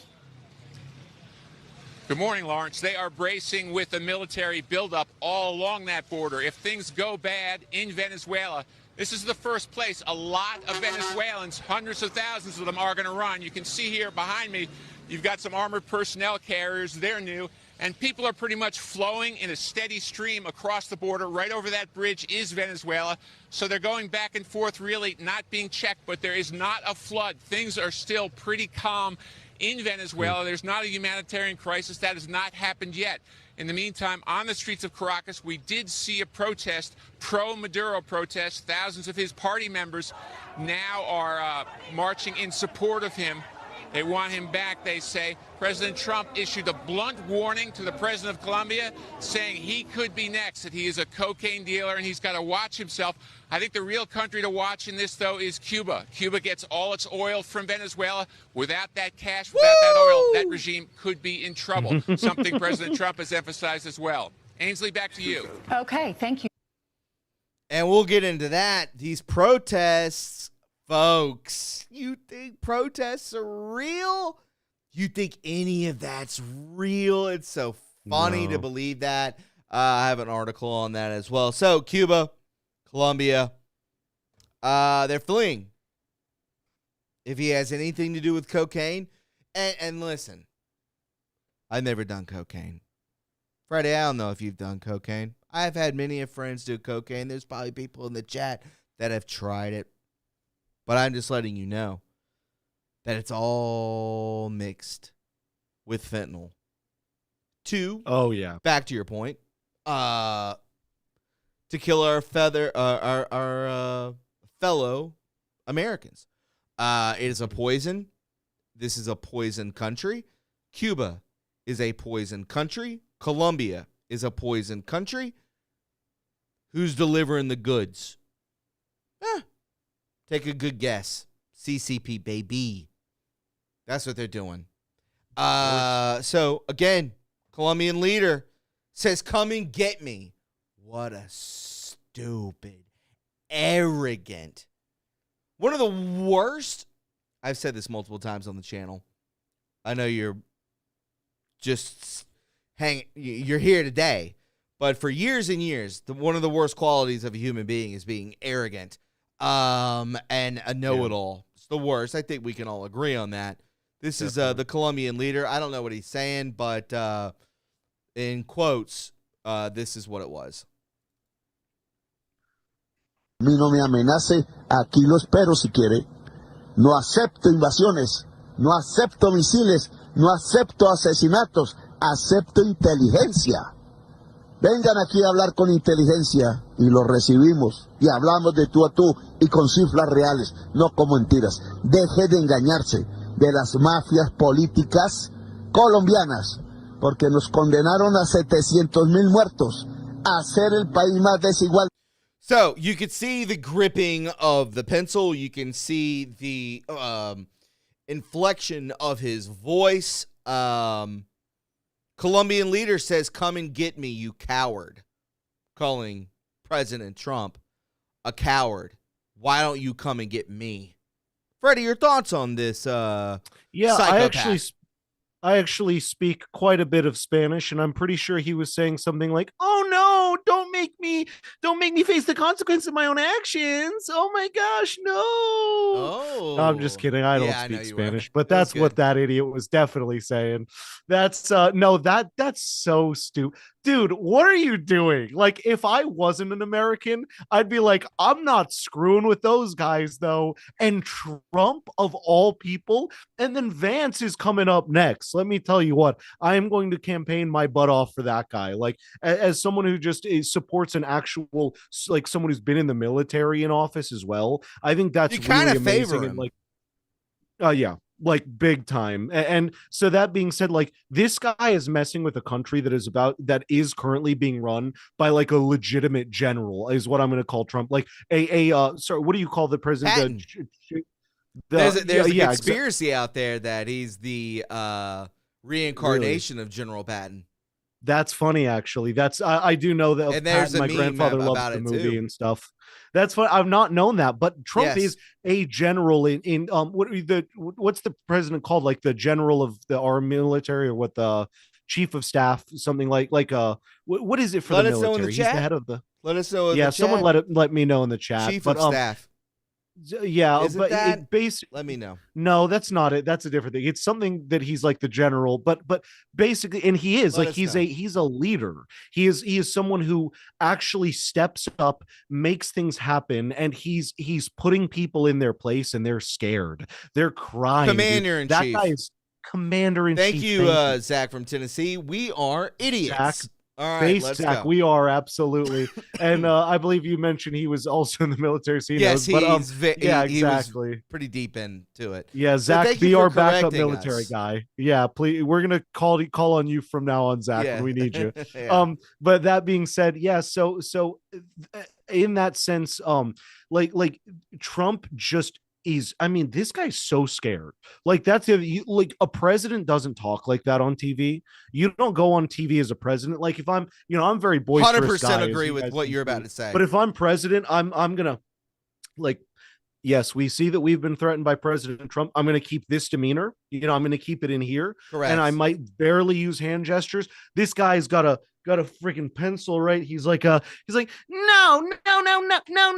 He's hitting his pen. No. Like it's like a child. It's a toddler, literally with a toy. That's the thing as well. You guys need to think about like psychology of like what a leader like this is, to be holding a little like safety. This is like a little safety thing. You notice Trump's never holding pens going, no. Biden If he's holding a pen, Biden sure did. And if Trump is holding a pen, what is he doing? Signing something with it. It's a flex. Trump Flexing. has a pen out, and he always, you notice he has big pens that don't even write that big, but he has the big pens, like, Sure. and you see it. And he's making sure that thing is, because again, anything in your hand as a president or in that position of power, there is just something symbolic in people's minds. It's psychology. And so with this guy, he is showing how truly weak and scared he is. That's why I was like, in my mind, I just saw him going, no, we don't want to face consequences. No, you're not going to hurt us. Because he's just like, You're next. Again, it's like a child with a toy. It's like he needs,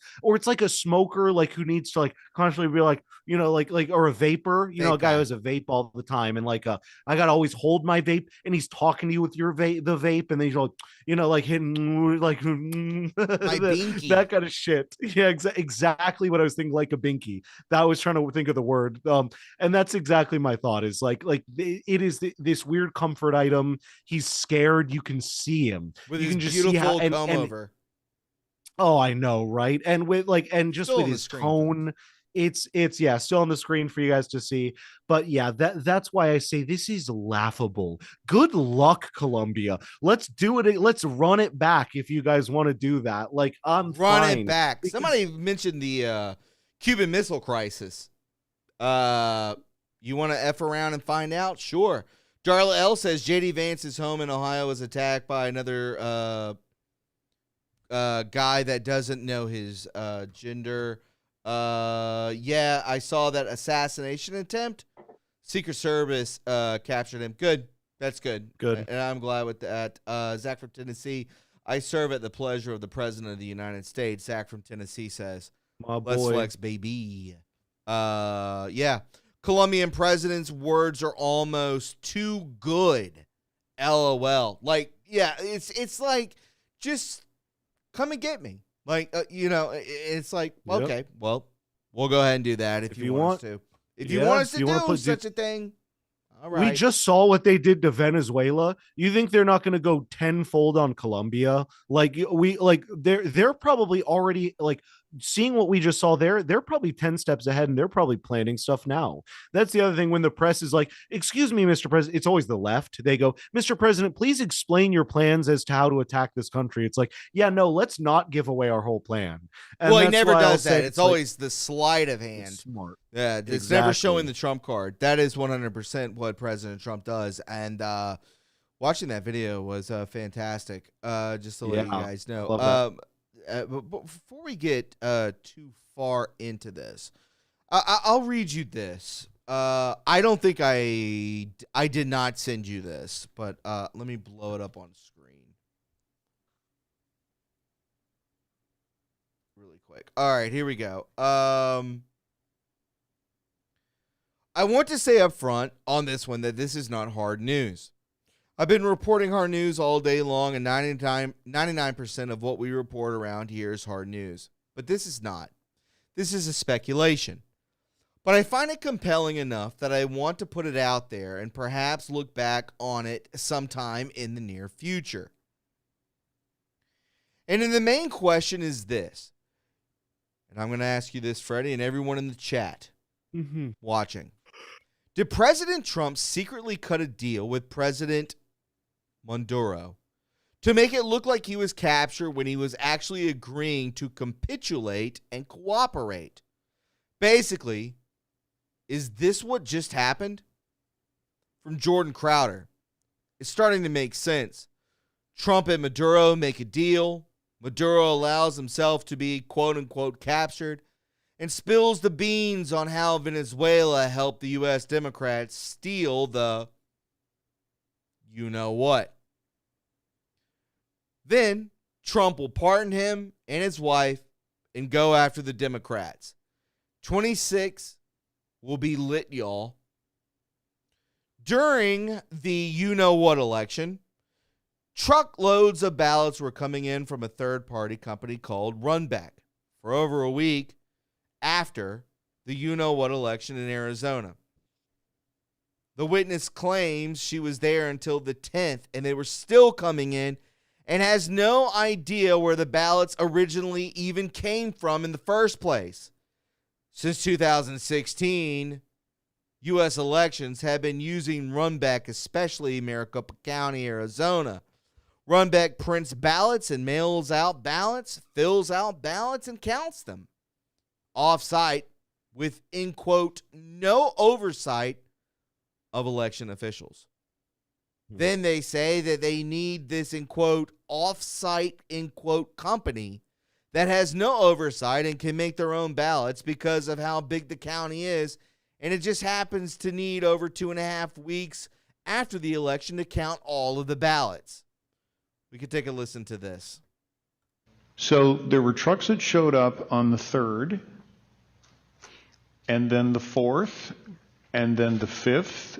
And how long did that go on? How many days? Well, I wasn't there the whole last week, but I know For as they were long as still- you can recall. Yeah, How many days? My last day was the 10th, and they were still coming in. And they're Trucks. coming from a company called Runback that does the high-speed scanning and printing of duplications and I think the military ballots. So now I'm getting out of my comfort level here talking about this. I don't know what they're doing, but those ballots were coming in from a high-speed scanning company called Runback that apparently you haven't heard of Runback? No, I've heard of Runback, Okay. ma'am. But what I'm trying to figure out is whether they printed them or they scanned them, and if they scanned them off-site, to what purpose? I can't tell you Because wasn't that your job to scan them? Well, I beg, not your job, but yeah. The- No, all the high-speed scanning happens at Runback. So those ballots go to Runback. As far as I know, there were no observers there. I don't know. I never got called to work at Runback. That's all I can tell you. Okay, with all due respect, Mr. Cook, now we've opened up a whole new can of worms. Yeah, and again, So I don't know this- enough about it to be the witness. No, of it. that's So, fine. Your observation is useful here. So what you're telling me, I'm going to play this back to you a second. The scanning wasn't actually done on site at a Maricopa County structure. It was done someplace else. Where they have very high-speed scanners, yeah. And- Well, yeah. right now, I really don't care what the speed is. Yeah. I want to know, were they Dominion scanners? Or they No, were, I don't think it has anything to do with Dominion. So I'm trying to understand what was the purpose of scanning them in advance of them being tabulated on the Dominion equipment. They were duplications, the ballots that wouldn't read through the tabulation machines. They were ballots that came in from military and overseas. But there were more ballots than that. So I don't know where the rest of them were coming from, because they kept bringing trays of them in. So I don't know where they were coming from. That's a question for the county employees to explain to you where those ballots. I think we have a good idea. But again, the 2020 election, 100% certified and won by Joseph R. Biden for YouTube. Wink, wink. This is where Venezuela comes into the perspective. And the title of today's show is, does all of this, I'm paraphrasing, does all of this go back to said election? Is this to maybe expose Democrats? Does this expose the machinery when it comes to ballots and those that work and those that do not? And, you know, I love Biden so much. Guess what? Does anyone remember this? I heard this on a podcast the other day and it sparked a memory.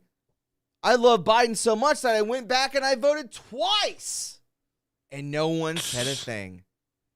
Oh my God. So, again, is this where this all goes back to?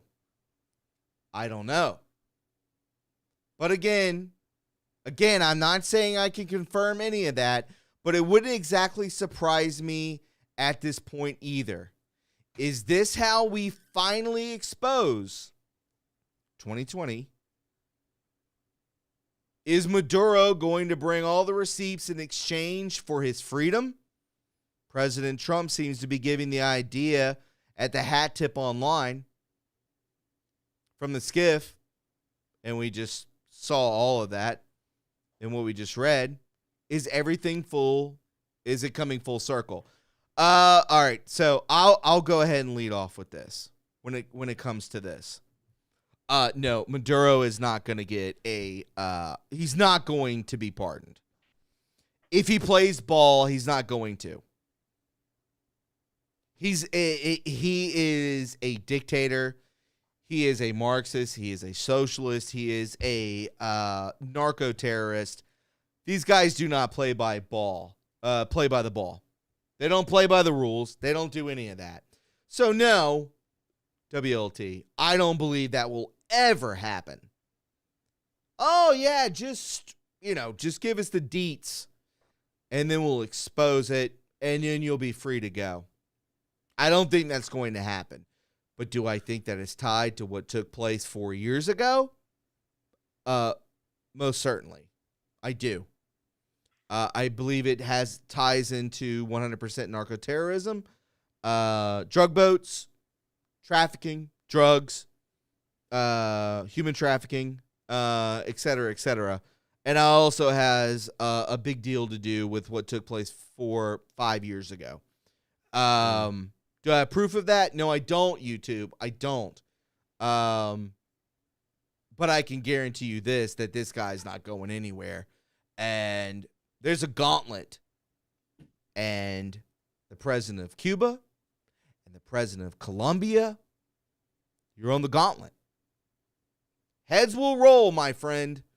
These are enemies of our country, and they're not going to be let off scot-free, Freddie.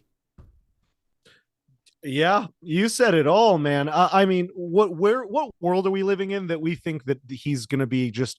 Let's excuse him, and where's he going to go? Lackadaisical? Back No. home? Like, yeah, it's just so ridiculous that maybe the wife gets off. Maybe. I mean, if she cries and goes, "Well, I was a victim," maybe, I don't know, Sure. but yeah, no, it's they're gonna try to get the info out of him any which way they can, and honestly, do what you need to do to get that info, because that's very important, to be honest. This is one of those things that we need to. Also, the run back thing, I didn't even realize I made that great transition. I didn't realize when I said run it back that we were going to talk about a run back company. But yeah, that's crazy to nice. hear, by the way. Yeah, right. I that's wild, dude. And the fact that we just don't have better oversight on our elections when we have, I mean, like we have the technology to so easily these days, even in an electronic sense, make it so there are these checks and balances. Now, I know there's an argument: do you do physical ballots? Do you do them on on the computer? I think that with the way technology works these days, we had trustworthy sources. But the problem is, then when you always go back a step further, it becomes a private company. That's where we always get with the government that I have a problem with. Is like, and to be fair, I don't want a ton of government owned stuff. Don't get me wrong. I don't want to be like, well, no, that like the government has to own everything. But like for the companies that do the election of the president, I'm gonna be honest, that's one of those, and this might be controversial to some because I'm more conservative, but I'm really like I don't really identify by any party, but I am far more conservative in that sense. And I know a lot of conservatives don't really love the concept of this, but I think that the government needs to make set out, they need to deal with the elections in some way. We need to have a closed, we don't need private companies involved. We do need transparency. We need some way to make it transparent and well run. That's why when I say let the government do it, that gets me skeptical, because it's like, oh, well, if we want it well run and transparent, then it almost shouldn't be the government. Again, going back to earlier, the people who are supposed to work for us, because we've gotten this thing like, and you know what really did it? I'll just say this real quick. What it really was like Bill Clinton time, especially when like the elected officials were hanging out with celebrities, and they've come to convince themselves, like Tim Walz, they've come to believe they're a celebrity because they're on the news all the time. Good but point. Again, they're meaningless. These are just public servants. And like you said with Lindsey Graham, it's like, I remember people were pretty hot on that guy at first. I believe at least that there was like a good bit like, you know what, that guy could do something good. And then once he started in office, that fell apart. But again, it's because, or like Gavin Newsom is another, because these guys start to think they're hot shit. They're like, well, it's my state. They look at it, well, South Carolina or in California, it's my state. And then it's like, no. You don't realize you work for us. Yes, this, you belong to the state. It is actually you are now like a property, an object. You are an item of the state. You are as useful as, again, going back to this pencil, it's like this pencil is nothing special if I don't use it to write, right? And like what this pencil is a tool. That's what a governor is a tool to use on behalf. I am the people. This is the governor. These are the laws, right? That's how this should be done. Governor Walz surely is a tool. In the yes, he is. So is Gavin Newsom as well. So is Lindsey Graham. So are most of the governors, except Arnold Schwarzenegger, just because that's funny. That is, I love it.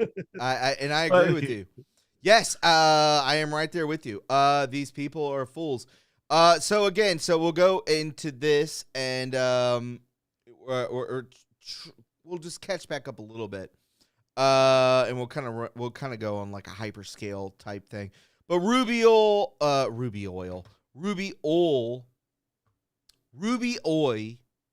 good God, Rubio on oil quarantine. So this is what the left is going to go with. So Trump plans a military quarantine of Venezuela's oil to strong arm Maduro's successor.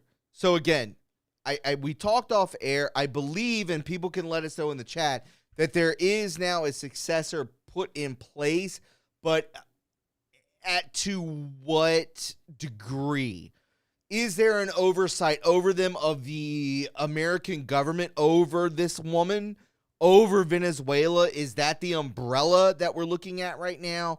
That is something that I would need to know. And if you guys could let me know in the chat, or Freddie, you could let me know. But Marco Rubio said that Donald Trump will use an oil quarantine to assure that Venezuela complies with U.S. orders after leader Nicolas Maduro was deposed. So again, I believe that has been, that the president of Venezuela has been filled already, but to what degree? Is it like a babysitter scenario? Is what I want to know for sure. Here she is, Venezuela's vice president. The vice president. Like a nanny. She's in Russia right now. And we're talking about China. We've talked about Russia. But now Venezuela's vice president is now in Russia after the U.S. operation. 3 additional sources said her brother, Jorge Rodriguez, the head of Venezuela's National Assembly, remains in the capital, Caracas. Reuters noted that earlier on January 3rd, just 2 days ago, the same day reports emerged about Delcy Rodriguez's presence in Russia. She appeared in a state television calling for proof that President Nicolas Maduro and his wife, Celia Flores, were alive. Jorge Rodriguez has not appeared publicly since the attack. Wait, who vacations in Russia, first off? So it's only business. Russia's not a fun place to visit. Correct. And secondly, isn't it pretty fast? Here's something fascinating. I think it kind of skips over this in the article a bit, too. Her brother being so highly important in the government as she is as well seems like a pretty important family that has hugely high positions in the government. Sure. That seems weird. My sister and I don't have similar jobs, right? You know, I do this social media thing. You know, she does something totally different. You know, she does science. So that's pretty weird. Like, I don't know many families that have a bunch of people that high up in the government to where it's not kind of suspicious. And, you know, think back on other people in America I'm not going to name for the sake of not throwing out allegations that's kind of suspicious when you see that, isn't it? And it yeah, seems like nepotism weird. For sure. Nepotism, or, you know, like, you know, there being a shadowy group behind the scenes kind of placing people wherever they want, right? I mean, it's just like, well, this family is one of the approved families. And I think it's almost beyond nepotism, right? It's like this weird thing where they like, again, we've had it happen with certain families here in America. I'm not going to name for the sake of the channel to not throw those out, but we all know who I'm talking about. I think we all know there's a few people, a few families, and you can throw it in the chat if you want, because it's not us saying it. But that being said, yeah, it's very fucking weird. And the fact that this woman also is the vice president of the same guy that we had to take out, why is she a good successor? She was the confidant to the guy that we had to remove for these problems. We need a whole different ball game going on. So yeah, this is a good article you got here. Linda Perino over on BoozTube. I don't trust her, and rightfully so. Good. Yeah, I totally understand. Why would you? Yeah, why would you? For sure. I will say this. So this has been going on for a long time, and when it comes to Maduro, but this is what we call grooming, and we know about grooming. This is from 2022. Did you know this, Friday? That in Venezuela, Maduro, like Christmas toys, stirs controversy. And you could see it when you would see the quote unquote paid protesters that are saying, "Oh no, Maduro's gone." But guess what? In Venezuela, they're making Maduro like Christmas gifts, which is basically looks like Superman as Maduro as Superman rather. Oh, I saw them holding that in the video. You're right. Yes, yeah. They were holding that in the video. Every year, Venezuela's socialist government hands out thousands of Christmas presents to the nation's poorest children, including bicycles, Barbie dolls, and plastic trucks imported from, you guessed it, China. This holiday season, officials added a new item to their list, Freddie. and everyone listening, an action figure with red tights and a blue cape and a big mustache that fights in, quote, the U.S. empire and is modeled after President Nicolas Maduro. The character goes by the name of Super Bugatti due to its thick black mustache. For about a year, it has an animated series on Venezuela's state television where it fights a Donald Trump-like villain that tries to sow chaos from his base in a faraway mansion that resembles the White House. So again, everybody, I mean, this has been going on since 2022. We're in 2026. So we'll say 3 years approximately that this has been taking place. This is what we call grooming. This is what you call indoctrination, and it's right in your face. So again, that's comedic, by the way. I just want to point out that's like you couldn't write a comedy sketch better than that of like 100%. what a dictator is. Like it seems like Sacha Baron Cohen's the dictator. Like the like imagine like would you not believe that this would be part of that movie where he's like Sacha Baron Cohen's dictator characters giving out toys of him looking like Superman to the poorest kids in the country to like as so like true. I mean this is the more I think about it, the more I'm like, am I awake? Are we actually here right now? Am I in a simulation? Like, I mean, wow. That guy is like, it's also just so funny how transparent these people are. Like, they can't look outside of themselves enough to see that this is psychotic. Like, at the very least, there's way better ways. Yes, and look, let's be honest. I'm just going to say how it is. There's better ways to indoctrinate people. True. Sorry, I said it. Got to be the one to say it here. There are. And so the fact that their method is, well, let's make let's make him literally Superman and write a whole comic book where he kicks Trump's butt. It's like, okay, if you want to make a country that's just never going to grow past where it's at, good luck. I have always been in the mindset, and this is why I love Trump, that you need to make friends with these people. Look, I do not like North Korea, but I respect the hell out of Trump for having gone in there and actually negotiated things down for now, because the reality of it is that's how you've got to exist. We're all human beings. We all have wants, desires, and needs, and we all don't want the entire world to explode. No matter how crazy people are, they'd like to keep their kingdom, right? Kim Jong, whatever the hell, whichever one of those, speak of family dynasty, it's like those guys, they want their country. They want to stay alive and live in the excesses of their country. So if Trump goes, yeah, mutual destruction, they're like, whoa, hold up. Well, we don't want to, we just thought, and so this is kind of what I'm seeing is this idea that they're talking shit. And once Trump comes about it and he goes, are you sure about that? They're going to back down quickly. Give it like 2 weeks and you're going to see all of these presidents and stuff saying, we love you, America. We're so sorry about it was mistranslated. That was it. We said we love you, Trump, right? Mistranslated. Like, yeah, they've tried that on us a few times. That's very funny. Mistranslated. I'm gonna be honest with you guys. If you're enjoying the show, and you're enjoying Freddie Colton's talking points, you're enjoying what you're hearing here today, make sure you give him a follow. Make sure you drop those links one more time on all the platforms, and help out with cookies, cans, phones, ships, whatever you guys want to help out. This is the first show back. And again, I just want to say thank you all for the well wishes of what's taking place with my family that is still ongoing. I'm sorry I was late 4 days, but I am back. Super D, thank you for the cookie. If anybody wants to match Super D, maybe we can match some cookies and stuff. That would be really cool to take place. We still got a portion of the show left that I wanted to get into.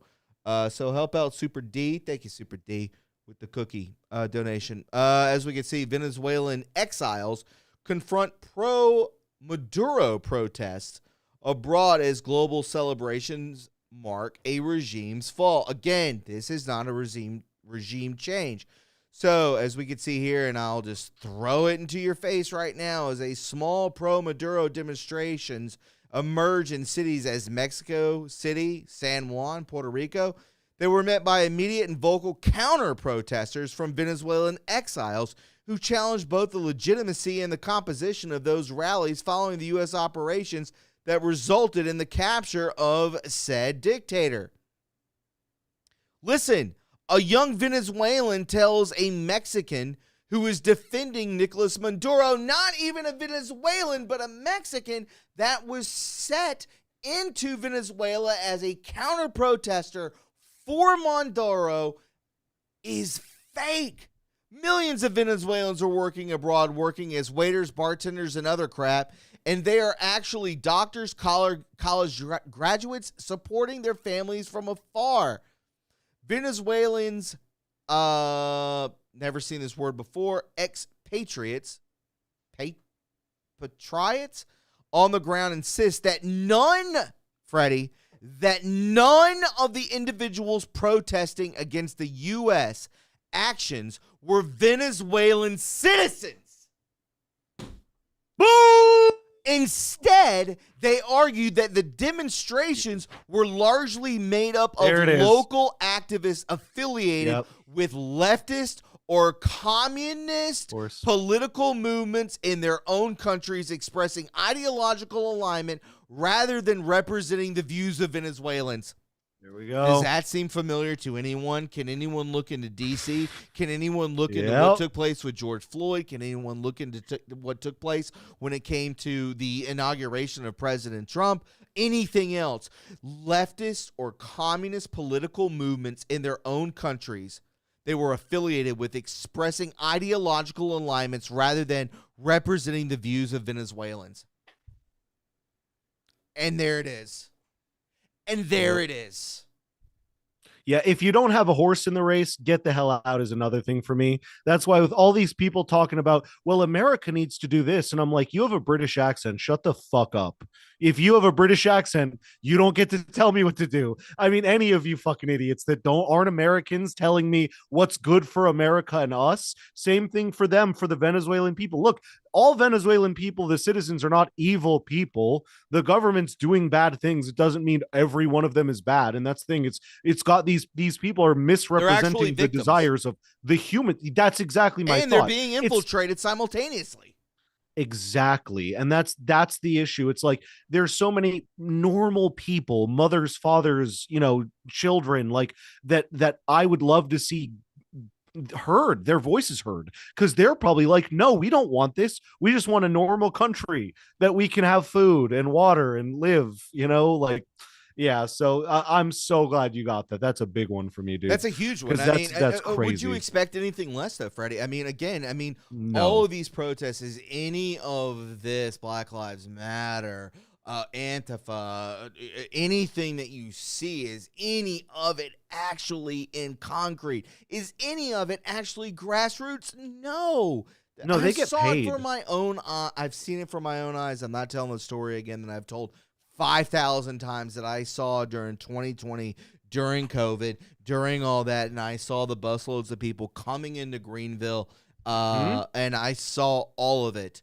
where they set up the cameras. Remember that. I saw it in person. I thought I was going to get killed. Because I was like, there's not even that many people that live here to have those kind of protests. That's wild. But also, there must have been 15,000 people. So when I went to college at Charleston, that was 2015, 16, like right before, during the election. So I got to see Trump speak there actually before he was president. It was awesome. But another one was they did different days, obviously. So there was one day the Democrats came, and I remember this explicitly. It was Bernie Sanders and Hillary Clinton. And obviously I'm not a fan of the Clintons. I wasn't a fan of Sanders at all. But one of my friends was like, they're paying people to just go like hold signs and like wear a button and be like, Bernie Sanders for me. So that's the thing. I'll attest that I got paid in college like $50 to $100 just to stand there, because I was in college. I didn't care. I wasn't like going to even vote for the guy. I didn't. Bernie's a crazy man. I don't like his policies. But that's my point. I was in college too. I was broke as hell. So I was like, yeah, they're paying me a good bit of money. And they're like, just stand there. And what I did was I went and made fun of the Hillary Clinton supporters. And I was like, your candidate fucking sucks. And they kept freaking out. I was like, a woman's never going to win.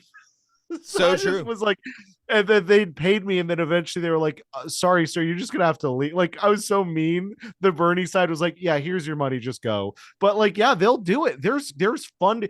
I don't know who was funding it. I didn't at the time even I think to know. ask. Right. Well, I think we know, but I'm not going to We're say not it. gonna But we say. know. But that's the thing is like, I mean, we know. But at the time, I was just like, yeah, I guess this happens. And when I eventually went and heard people be like, "Isn't that a crazy conspiracy?" I was like, "Oh, I was part of that actually." And it was like, yeah, we were standing there with the signs and shit, like like for a few hours, like not even that, like 1 or 2 hours or something, and that that was it because they were coming to talk on campus or something. But yeah, that's the thing. This happens. I'll absolutely attest that I've been a product of it, if you will. Two Because like I people. said, I mean, so yeah, so many people that have like that's the funny thing too, is so many of these people in these crowds are just like a broke college kid who might be a conservative again, like myself, is like, I'll take $100 just to walk the street. Luckily, I wasn't on film everywhere back then, so that was good. Sure. But yeah, I'll admit it. Like I'll tell you all, yeah. And thankfully he didn't win, and I didn't think I was going to affect anything. But yeah, though, but when it does add up, when you think about it, you have a lot of these kids who are willing to take $100 and go scream. And a lot of these kids in college do believe it. That's the other thing. Like they are stupid enough to not understand resources, and they go, why isn't every resource free and abundant, and why isn't there infinity of things? Like, that'd be great, right? Wouldn't it be great to live in a perfect world? Wouldn't utopia be fun? Absolutely, but that's not the Yeah. case at all. Exactly. And we all I noticed it right when I saw it, and again, so it's not just taking place in America. It's not just taking place in wherever, Minnesota, Yeah. California, New York. Guess what? It takes place in blue state or red states, South Carolina, which is a blue county, which is Charleston, Greenville. I don't know if that's blue or red. I think it's kind of purple, but probably blue. But I saw it with my own eyes in 2020. But they will infiltrate, and that's what they do. And they're doing it there, and that's what takes place. So, again, Cuban dictator right here, as we can see, Miguel Diaz-Canel threatens America and vows Cubans will give our blood. He's speaking for, I guess, the entire... all 100 Cubans in their military. Good luck, guys. And make Good the luck. U.S. pay a very heavy price. He's throwing basically human shields in front of him, which is absolutely disgusting. So again, Trusty Turnip says, Trusty Turnip, one of our other faithful mods, Trump even said Cubans were killed. What the F are they doing there? They're migrating. I mean, who knows? I mean, Good again, question. we don't really know. Cuban communist thug Miguel Diaz-Canel has issued a direct threat to the United States, vowing that his impoverished island regime will spill our own blood and force America to pay a very high price in defense of their fallen socialist comrade in Venezuela. You're no threat to me. It's literally, I don't even care. I'm scared for this guy. I can't believe he just said that, and Trump's president. I'm like, brother, with that, my reaction to that of like, oh no, was like Colombian, and now this guy. Okay, yeah, I mean, what? Good luck, guys. You guys think you even hold a can? We're gonna pay a heavy price. Fucking have fun with that, man. You just give us more content, I guess. Yeah, it sounds like we're gonna have like about a EMP year's worth from of an content. F-35. Like you're done. Yeah. You're donezo. Yeah, exactly. You're just hitting you with an EMP. It's like, yeah, you're done. You're done Oh at this my God. point. I mean, that's what's gonna happen. Hey, One Thunder, thank you very much for the can. Appreciate that. Anybody else want to match that can? That would be greatly appreciative. I'd really appreciate it. And look into Freddie Colton's YouTube channel. He dropped into the chat. Freddyology. Hit him up. Watch it. Take notes. He's a smart mind, smart guy, for sure. Here we go. This is what I don't like. The snake in the grass, lighting the loafers. I don't like this at all. Why is he on this plane? He is a warmonger. He is much like John McCain, who I don't like at all. Yep. I got to fix my seat. These guys are garbage. And this is what Lindsey Graham had to say. Could have done it. And as to this commander-in-chief, he did something people talked about doing. You just wait for Cuba. Cuba is a communist dictatorship that's killed priests and nuns. They've preyed on their own people. Their days are numbered.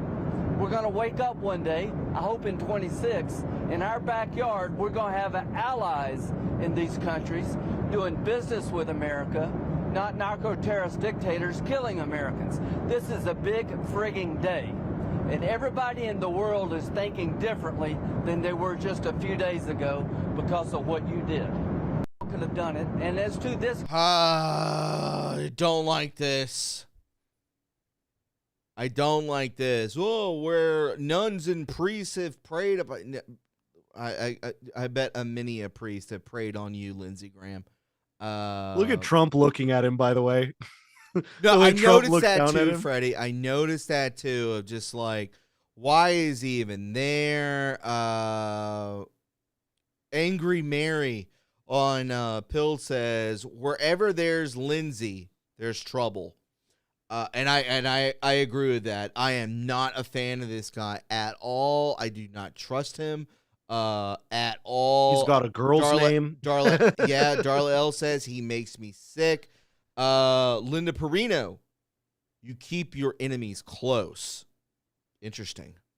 Based, Lindsay. Yeah, that is based. Linda, excuse me. Linda, yeah. Yeah, Like I don't grandmother. like that. I don't know why he's on there. He's pretty much a cuck, though. I mean, I don't see him as any threat. I see him as pretty much one of these guys that is just so just beyond the pale that nobody even really listens. You see what you get. Before, I don't think that was such a thing, but as of now, you see what you get. And I don't know.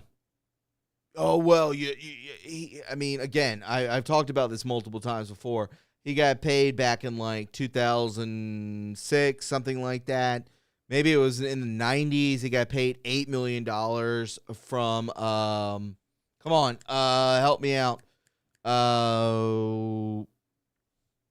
Lockheed Martin. He got paid $8 million. Yes, he took millions, Super D. Yeah, $8 million from Lockheed Martin.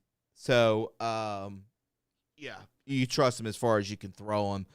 Lindsey Graham upon Air Force One. Get the hell out of here, pal. I'm not a fan at all. And this is not a regime change, folks. Let's take a listen to this. This is very interesting. Very interesting. Dear American media, please stop using these three phrases in your Venezuela coverage because you're not being neutral. You're legitimizing a dictatorship. Listen, I've worked in American media my whole life. I've even published in the New York Times. And yes, they've been one of the outlets getting this wrong. So here's what to stop saying. 1. President Maduro. Maduro claims he won the election in July 2024 with no proof. The opposition, led by Edmundo Gonzalez and Maria Corina Machado, won by a landslide and have the receipts. So say dictator, autocrat, authoritarian leader, de facto ruler. Stop granting him the title president. 2. Regime change. Regime change makes this sound like Iraq or Afghanistan to the American public. Use democratic restoration, constitutional order, a democratic transition, a return to what voters chose. 3. Delcy Rodriguez is a moderate. Speaking French or studying abroad doesn't make someone a moderate. Delcy Rodriguez is Maduro's VP. She handles the oil and is responsible, along with his power brokers, for one of the biggest refugee crises in our hemisphere and for torturing and imprisoning thousands of innocent people. If she replaces Maduro, it's not an ouster, it's a reshuffling. If this coverage affects you, share this. Send it to your American friends and tag journalists and editors and outlets, because if the U.S. public doesn't get the words right, they'll never understand what we're setting out to do. Si eres venezolano o latinoamericano, comparte este video con tus amigos estadounidenses, con publicaciones, periódicos, editores, porque tenemos que empezar a usar la terminología adecuada para lo que está pasando en Venezuela. What? So again, it's not a regime change. And she worked for the New York Times. So that's all that they ever want to say. And that is a bad phrase of words. Regime change. Those two words, regime change, is not, you don't want that. Never goes right, never happens. I don't like it when President Trump says regime change. I don't like that. It never works out well. Sentence in Iran. I don't know if that's going to happen, but I'm just telling you, the words regime change are cringe, Freddie. I agree. Not good. It's a good point. That's one of those words, those phrases too, like that people do maybe need to be a little stricter on the way that we use that as well, because I'm sure I'm someone who can be culpable of having said something like, we need regime change, but it's a good point. It really is, we need to keep in mind, and yeah, fairly base take from a woman that I didn't actually expect to agree with a lot of, but yeah, fair enough. Wording is very important. It's going against the grain. Right. And that's the thing is, New like, York Times. Yeah, well, and that's the thing. I think people also should realize, like, our words matter. Language is important, more so than people allow themselves to realize. Yeah. And people always tell me, and I know you get this too, like when we're in our profession as journalism, like they always go, you're reading too much into the words. And I go, no, we're reading into what they're saying, not what they're I'm telling you what they mean, not what they're saying word wise. So again, with that little, we showed the guy with the pencil. We were sitting there and telling you what he meant by that, not what the physical action of because again, just shaking around a pencil, some go, you're just reading. He just does that. It's like on national TV while he's threatening the president and all, et cetera, et cetera. No, that's not, you would be much more calculated. And so there's a reason that they're doing that. So yeah, that is well said. And yeah, absolutely right. I agree with you on that. Yeah, regime change is no good. And again, when President Trump says, I think he's mentioned it maybe a few times. Every time he says it, I'm like, God, don't say that, dude. Like, please, with all due respect. Yeah. That I do not. Darla L., I saw a post on X of Venezuela people hanging by their arms from the rafters, toes barely touching the ground. It's horrible conditions. Yeah, but I mean, that has nothing, I assume that has nothing to do with President Trump. I think that may be prior, a previous situation of how the debauchery of Venezuelans were treated. This guy is, again, a sociopathic, psychopathic, narcissistic, just garbage of a human being. I hope that's what you're speaking of about. By the way, I just want to say thanks to everybody. If you want to help out with the cookies, we'll show that love. Anybody wants to drop an EMP over there on Pilled, free t-shirt, do it. I'll send you whatever size I'll send you whatever you want. So get stuff. I'll send you my cat. You can have my cat. Oh my gracious. So again, you're going to see a split take of all this. The Maduro takedown, who supports the U.S., who is against it, as Americans, as the American continent is divided over Trump's reclaiming of the Western Hemisphere. Listen, you're going to see a division in this, but no one is indifferent to Trump's assertive foreign policy.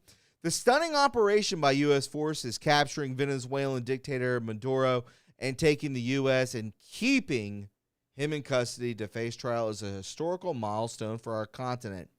But it is also a watershed moment in which the political forces in North, Central, and South America take sides in the great geopolitical struggle ahead of us. There's an obvious and sharp division between the conservative patriots supporting Donald J. Trump and the leftist globalists denouncing it. But is there? Here are some of the reactions caught online. It says right here, Argentinian President Javier Milei gives thunderous support for President Trump. Yeah, he's pure MAGA for sure.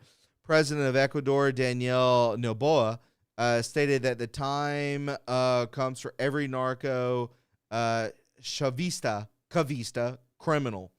I don't think, basically breaking this down and just going a little bit into this, I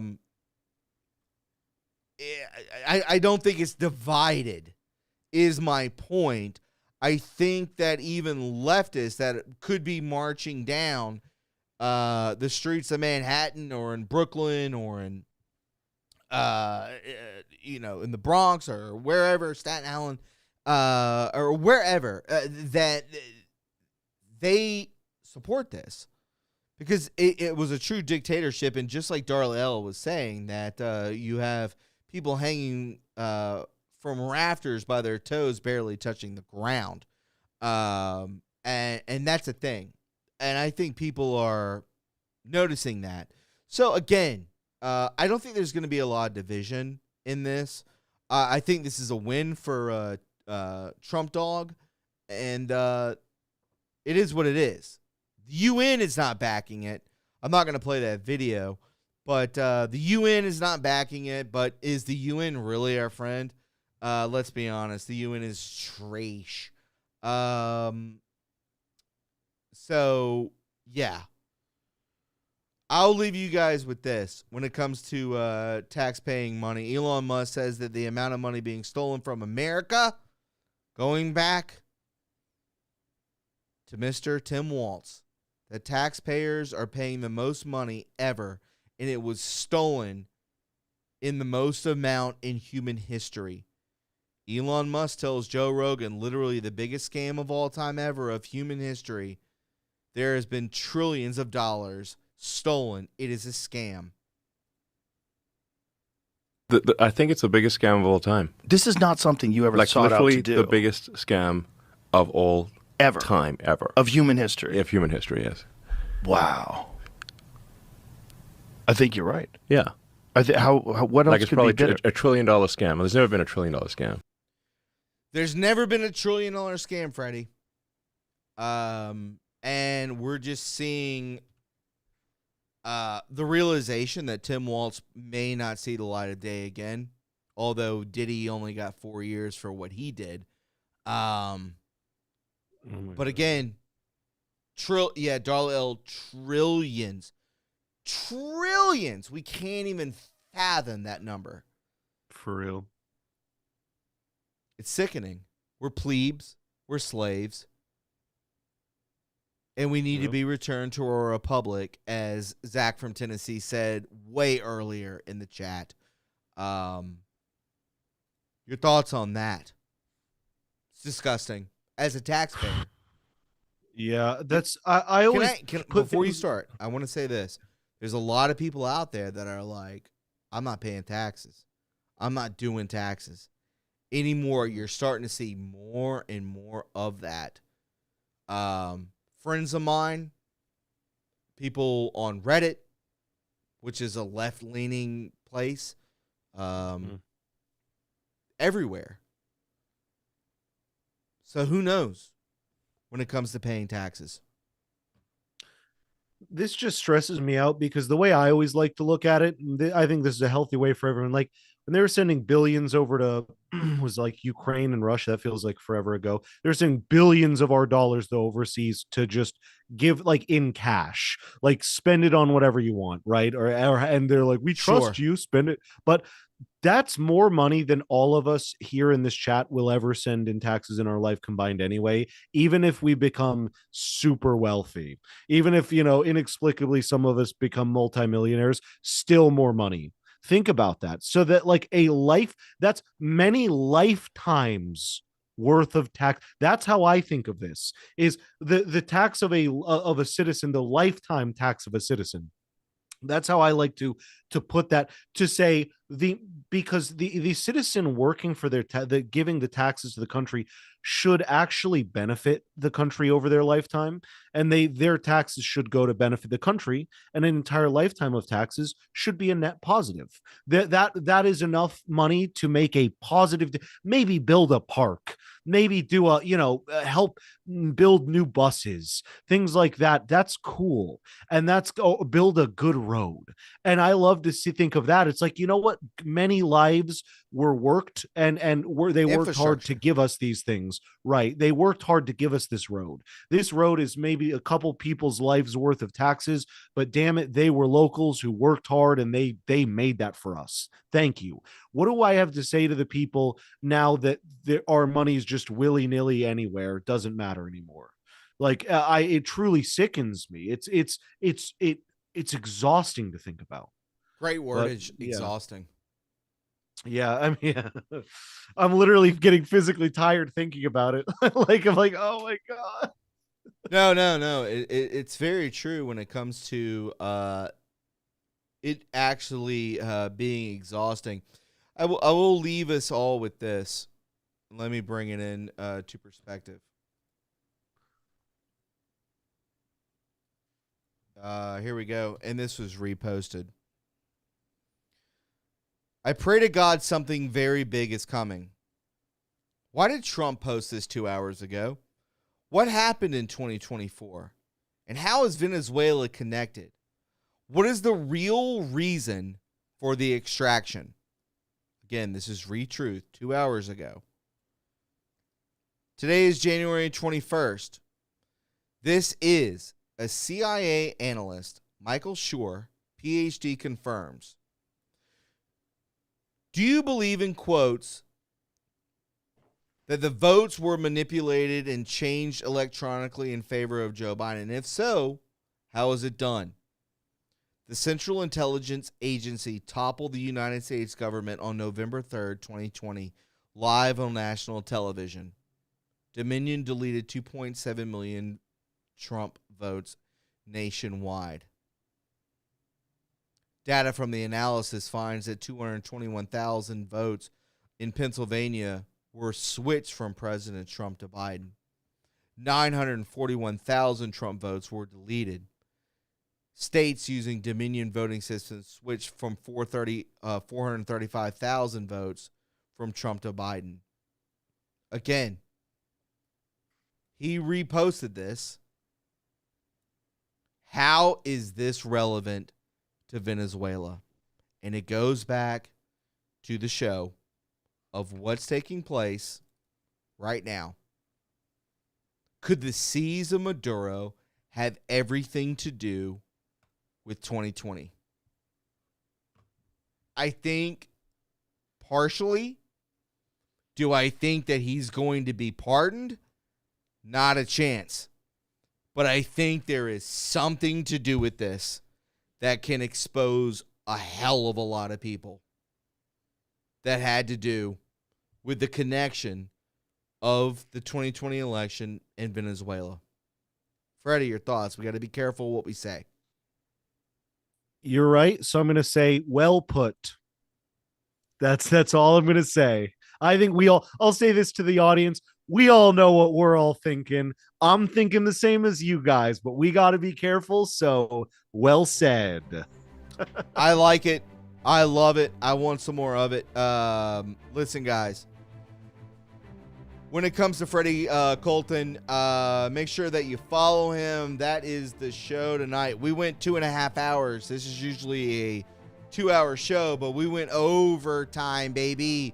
So show that love, show that support. I would really appreciate it. Already over 1,000 views on YouTube. Awesome. A lot of people on Rumble. That has fluctuated. And guys, we hit 10,000 gold pills on pill.net. And God bless you guys. Let me go ahead and check out the leaderboard over there.